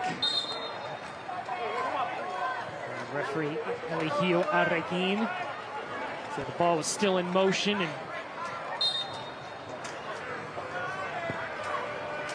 now play gets back underway. 65th minute. Still goalless between these two Eastern Conference foes. I mentioned last year here at Wake Med Soccer Park, it was a 0-0 draw then.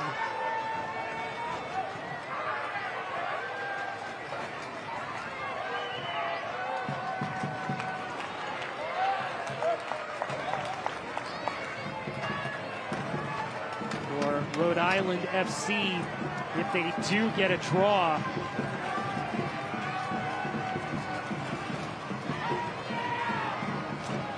they will get into the playoffs because they hold the tiebreaker on the Indy 11.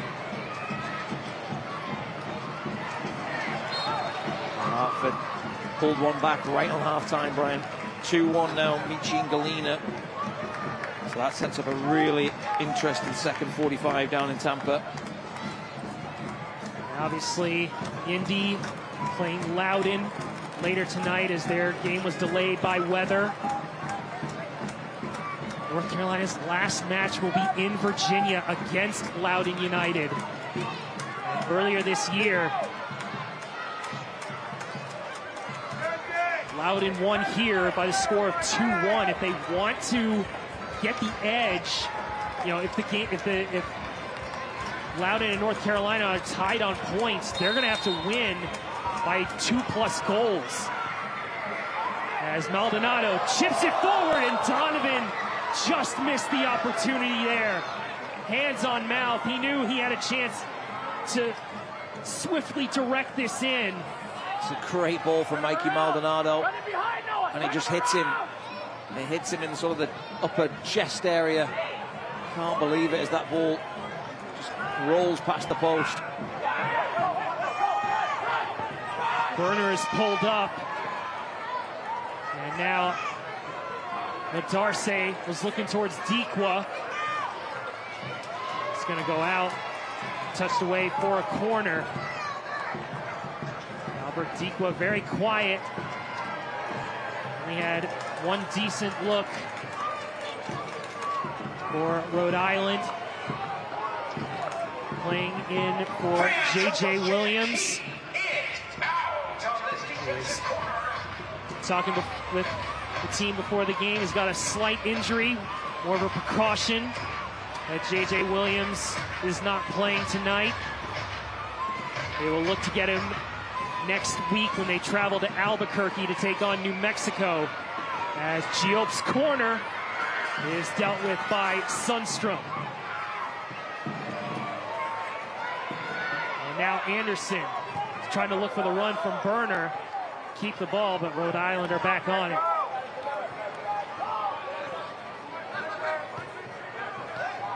Just a little over 20 minutes left. This game has really gone in phases, Andrew. Yeah, this starting to swing back Rhode Island's way at the moment. As Atkinson switches it. Baccarat over to Quizera.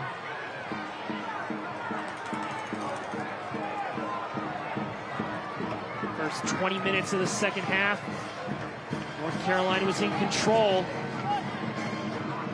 Now Rhode Island looked to turn the tables, trying to slip it for Dequa, flag up. We saw the run though, trying to split the two center backs of Washington and Donovan and get on the ball.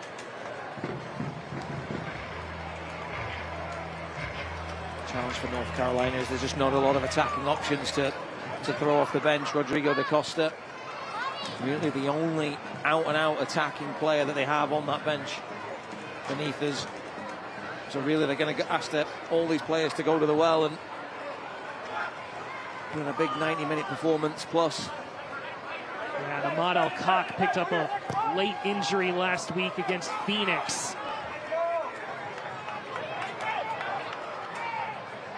He's listed as available, but he's more of a break glass in case of emergency.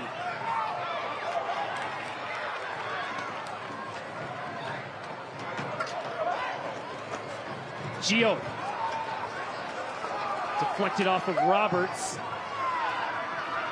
And now Louis Perez trying to drive the Rhode Island defense. Dolabella can't bring it under control. As Holstead finds Atkinson. Jamaican loses out. Sundstrom.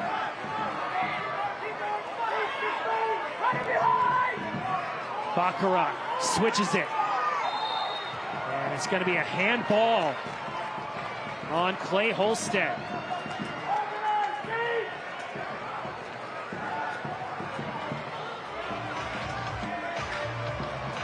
We'll see it again.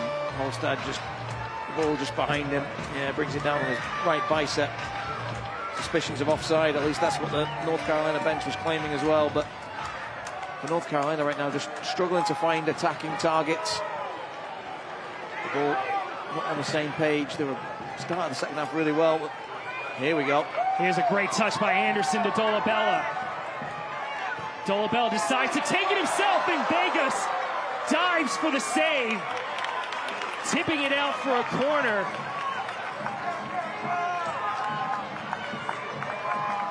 Good link-up play, finding the targets, then little layoff to Dolabella.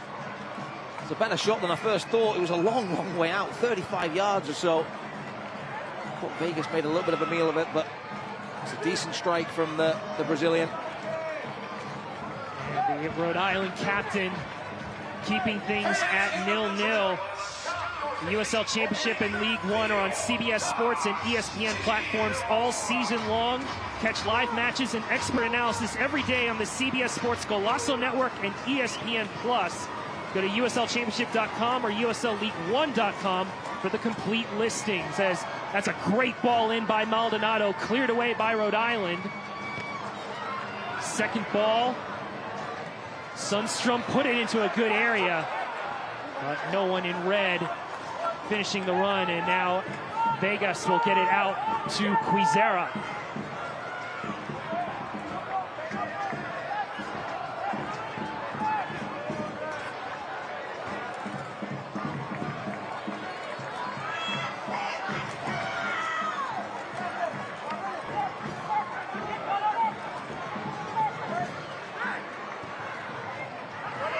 Darce trying to find Dequa. Dequa's trying to keep it in. And the late flag up on Oleg Sanderson. Another time that North Carolina's been called for offsides. It's really frustrating as a defender when Donovan's doing such a good job on Dequa, preventing him from getting the ball down and attacking, and then you play the ball forward to your forwards to try and get something going the other way, and they're the wrong side of the defender, and easy decision for the officials. So want to do better there, but he's onside here, Dolabella. Yes, he is, and he's got Anderson in support, trying to bring it under control towards Anderson. Just couldn't direct the header on target, and Perez will keep it for North Carolina. Home team still forcing the issue here. Just a little high, I think, on this delivery from Dolabella. The front two link in there. We saw a little layoff from Olex to Dolabella a few moments ago, and this time it's Dolabella looking for his strike partner. In comparison to last week, Brian, we saw Phoenix come in and just sort of steamroll North Carolina a little bit. It was not a great contest, but the attitude and mentality of the home team today has been much more like what we're used to, and that'll be encouraging to John Bradford. Referee Eligio Arreguin talking to both Dolabella and Holstead, tussling for position in the box as they await the long throw in by Mikey Maldonado.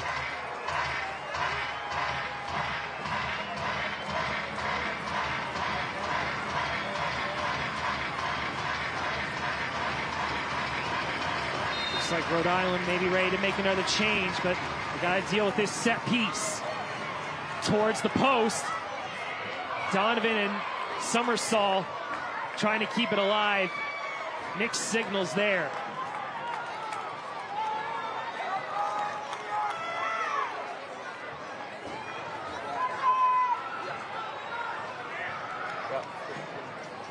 Still no action yet from North Carolina's bench in terms of what changes they would like to make late in this game.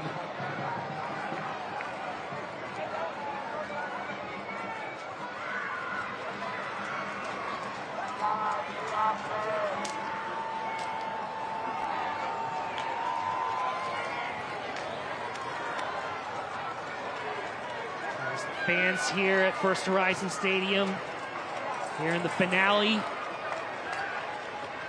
Want to see the home team get 3 points. They've definitely played a whole lot better in this second half. Almost earned that chance as looks like Rhode Island's going to bring in a defender. Ame Mabika, number 6. Looks like also Zach Harivo's gotten the call as well.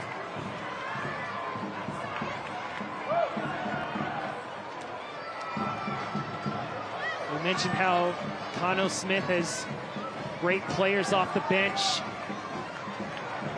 to help keep this structure strong. As Yao goes over the top towards Dequa.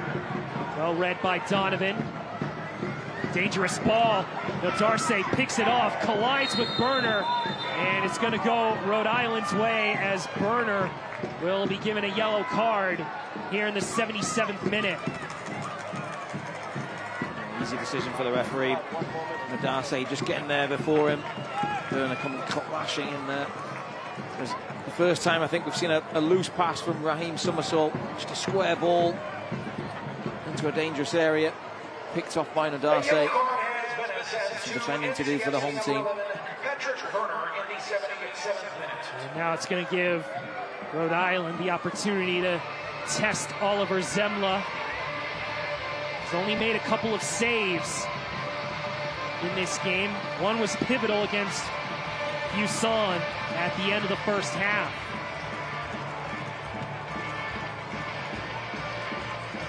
As Zemla trying to organize his wall.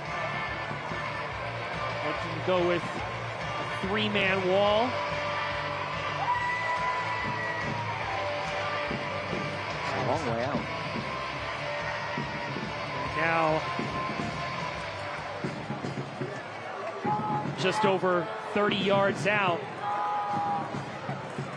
An opportunity to see what Giop or Fuson will do It is going to be Diop with that flat ball. Instead of lofting a chip, instead to take it himself. And now Rhode Island will make their changes as Mabika and Haribo will come in. Karifa Yao will make way, as well as looks like Clay Holstead as well. So Mabika will move into the back, and Haribo will move into the midfield. I mean, Rhode Island, I don't know how they can get taller, but they just did, Brian. Mabika's 6'5". He makes Bacharach look small. Set piece deliveries now. Real questions will be asked with Mabika coming onto the field. Oh, it absolutely will.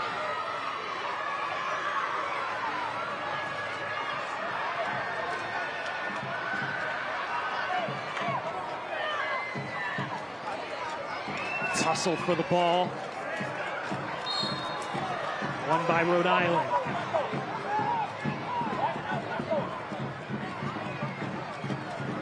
Here is Haribo with his first touches. Out wide to Fusson.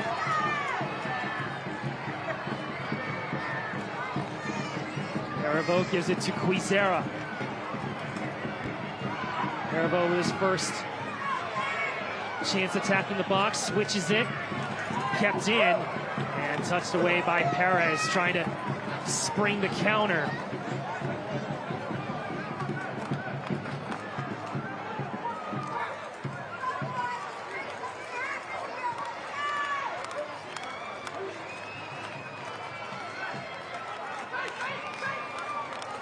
There's Stoneman.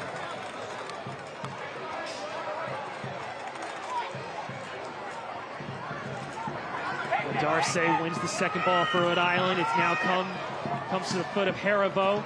Gets it into space for Quizera. Quick ball in, and Maldonado reads it, but it falls to Haribo, and Somersault blocks it. The attack is not done. Darce comes out wide. Cuts it back to Stoneman. Great ball in towards Dikwa. Huge opportunity for Rhode Island with that last attack, and Dikwa could not capitalize. I think he should do better there. Carno Smith encouraging Stoneman to deliver, and he does. And it's a free header for the Cameroonian in the box there.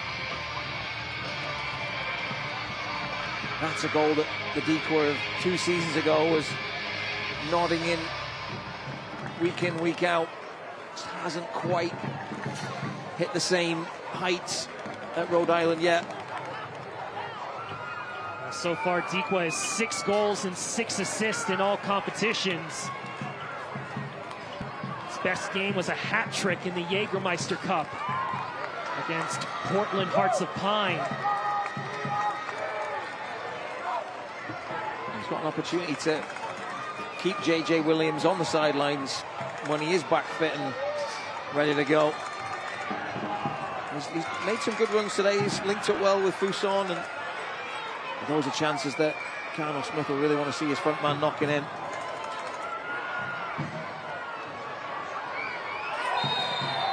Foul by Dikwa, and a little bit of tussling as Donovan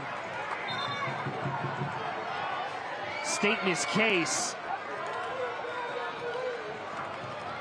against the Cameroonian striker. Just a barge in the back.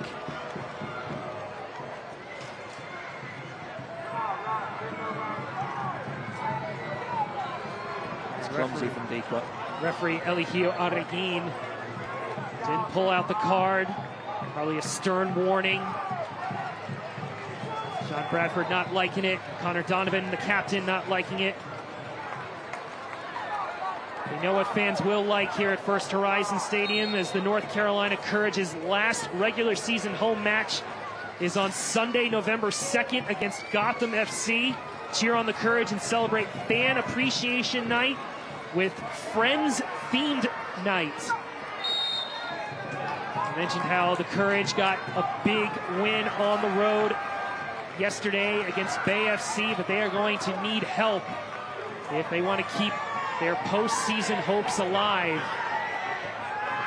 They need San Diego Wave to drop points. They need Racing Louisville to drop points. They need a Portland Thorns to drop points, as we have a foul and a yellow card coming out against Luis Perez in the 84th minute. I wasn't sure who that foul is going to be on because Maldonado is on a yellow. It looks like it is going to be on Perez for this challenge here. It's needless foul from Perez there.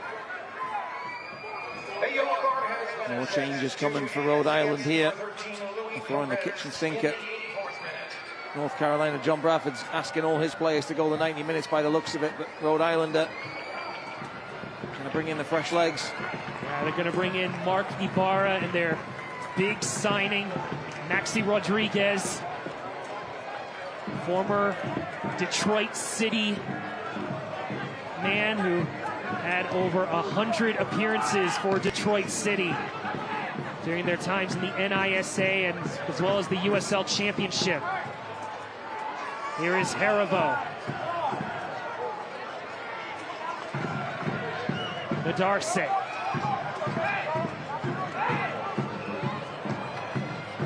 Baccarat. Deft touch by Atkinson, and Burner able to win the challenge, but a stomp by Nadarse as he was trying to win the ball right in front of the assistant referee. Burner had to get that one right. He's on a yellow card. Lunges in here. Just gets that right foot there, and then Darcy lunging for the ball, I think. Steps on. Ooh.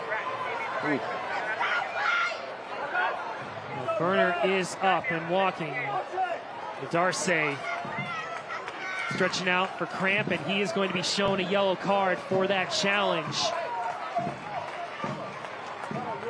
on Patrick Burner.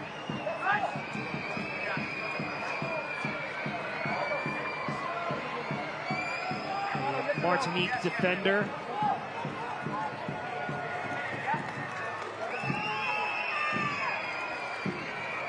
Tampa Bay just got another one. Pasillas back from international duty. He's made it 3-1 against Hartford. That result holds, as well as the results, take place later tonight, as Atkinson, the sub for the sub, will be going out. As Mark Ibarra will come in, and Maxi Rodriguez coming in for Hamadi Diop. As Rhode Island and Cano Smith unloading the kitchen sink, trying to get a goal that would help put Rhode Island back in the playoffs. Looks like Hugo Baccarat is going to drop back. So you got Baccarat, Mabika, and Stoneman as your center backs.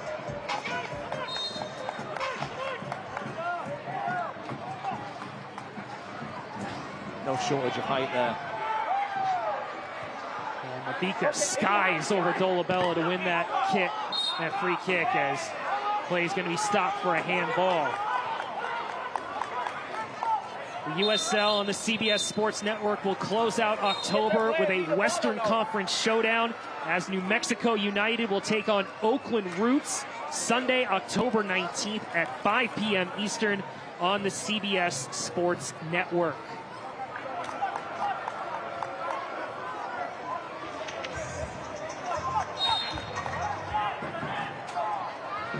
Just 4 minutes to go, plus stoppage time.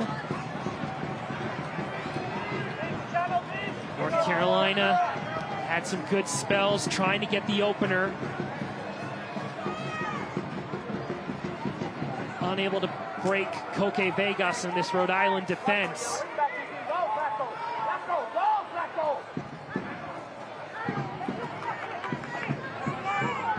This season in the league. This result holds. It will be the 12th clean sheet that Rhode Island has put up in the regular season.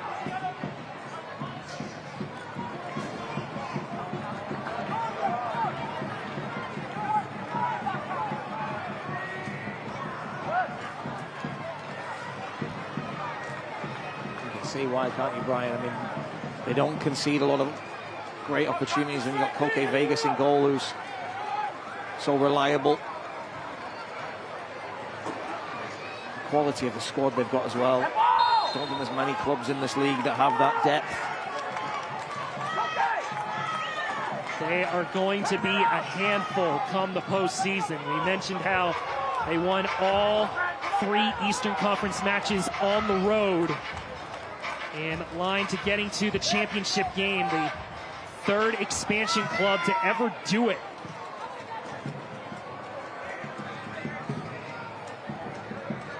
And they are not afraid of playing against the likes of Louisville, against Charleston, possibly playing against Hartford, as Roberts is taken down, trying to get by multiple defenders.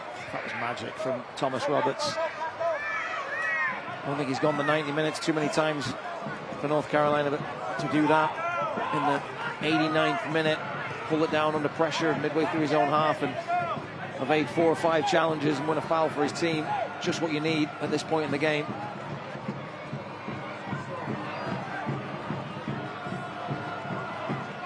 Ball comes back to Zemla as we are in the 90th minute, and we will await the amount of stoppage time remaining from the 4th official, Josiah Park, as play is going to be stopped for a foul by Dolabella.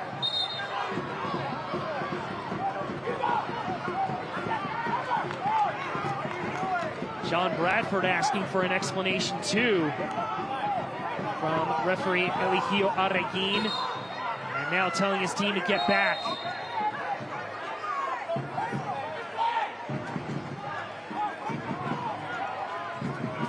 No idea what that foul was for. Wow, that's soft. The referee's seen something that I don't think was really there. Mabika certainly wasn't complaining. Fuson's free kick claimed by Oliver Zemla. Now it gives us a chance to announce that the 4th official has registered that there will be a minimum of 4 minutes of added time presented by Town Properties, as Dolabella just can't connect with that pass.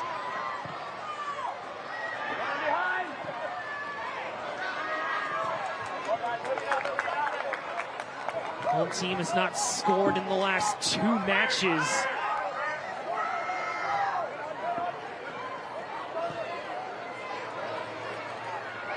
It's a dangerous ball by Zemla. Springing Rhode Island to come forward. Washington is forced to concede possession. Here comes Quizera. Roberts trying to get in the way. So is Maldonado. Ibarra in on the challenge. See the defensive work rate that North Carolina has put in these last 20 minutes. Some tired legs in Red at the moment. Ibarra to Quizera. 1v1 with Roberts. Trying to get around towards the end line. Cuts it in the middle. Fuson with a couple of chances, cleared away by Washington. Only as far as Baccarat. And now out by Burner. Oleg Sanderson giving chase and forces Mabika to concede.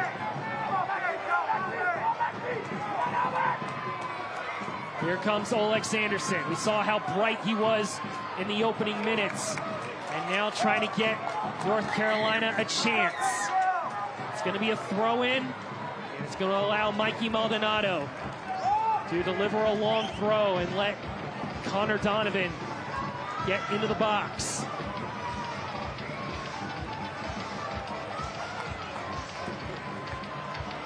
All 11 players have worked really hard these 90 minutes for head coach John Bradford. Now can they scrape up the opportunity and test Rhode Island? Backheader by Summersall. Donovan was just a hair's length away from getting a touch on it. It comes out to Maxi Rodriguez. That was what North Carolina was looking for. As Ibarra goes over the top, 2 up top for Rhode Island as Fuson is onside. And look at Connor Donovan with his defensive work against the Rhode Island star, Noah Fuson.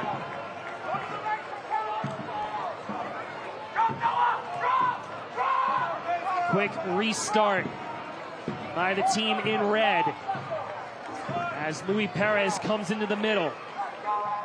Looking to see where he can find a ball. He finds Anderson, who stays on sides. 1v1 with Bacharach. Trying to get around the Spaniard. Olex Anderson. Anderson trying to keep it. And it is touched last by Sundstrom. And you see how much effort and energy Olex Anderson has to do just to get an acre of space against Rhode Island's back line. He does so well to get past Bacharach there. But then the white shirts converge on him. Brizera and Herivaux. Fresh legs. They've got 5 or 6 fresh legs on this field at the moment. Rhode Island against it. Oh, there we go. That is full time. A 0-0 draw between North Carolina and Rhode Island. A great duel between two sides with playoff aspirations, and we can confirm that Rhode Island, with the draw, is into the playoffs on 38 points.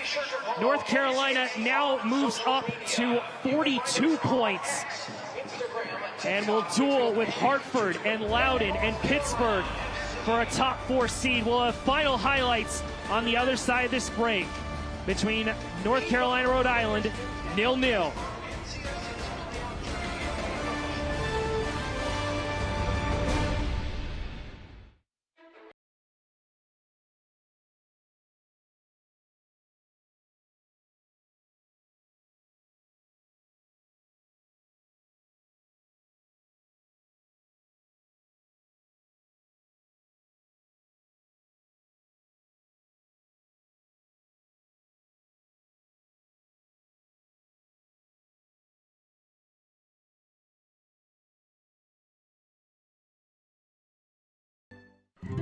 With a family like that to take care of, the two of you have your hands full. At WakeMed Urgent Care, we're everywhere you are, so getting the care they need when they need it couldn't be more convenient. Soccer star? Easy. Kids? Covered. The twins?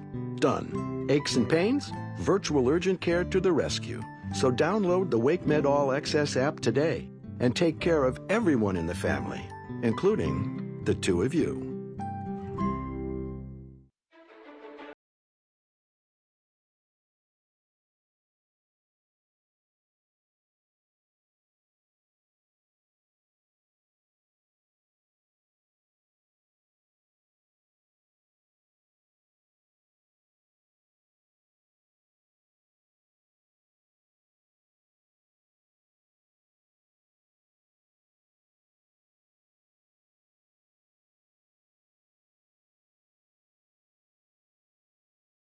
The regular season finale here at First Horizon Stadium, an exhaustive 90 minutes. A 0-0 draw between North Carolina and Rhode Island.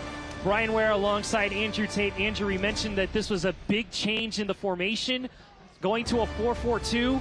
And I think they had some things to work out, but they really did well.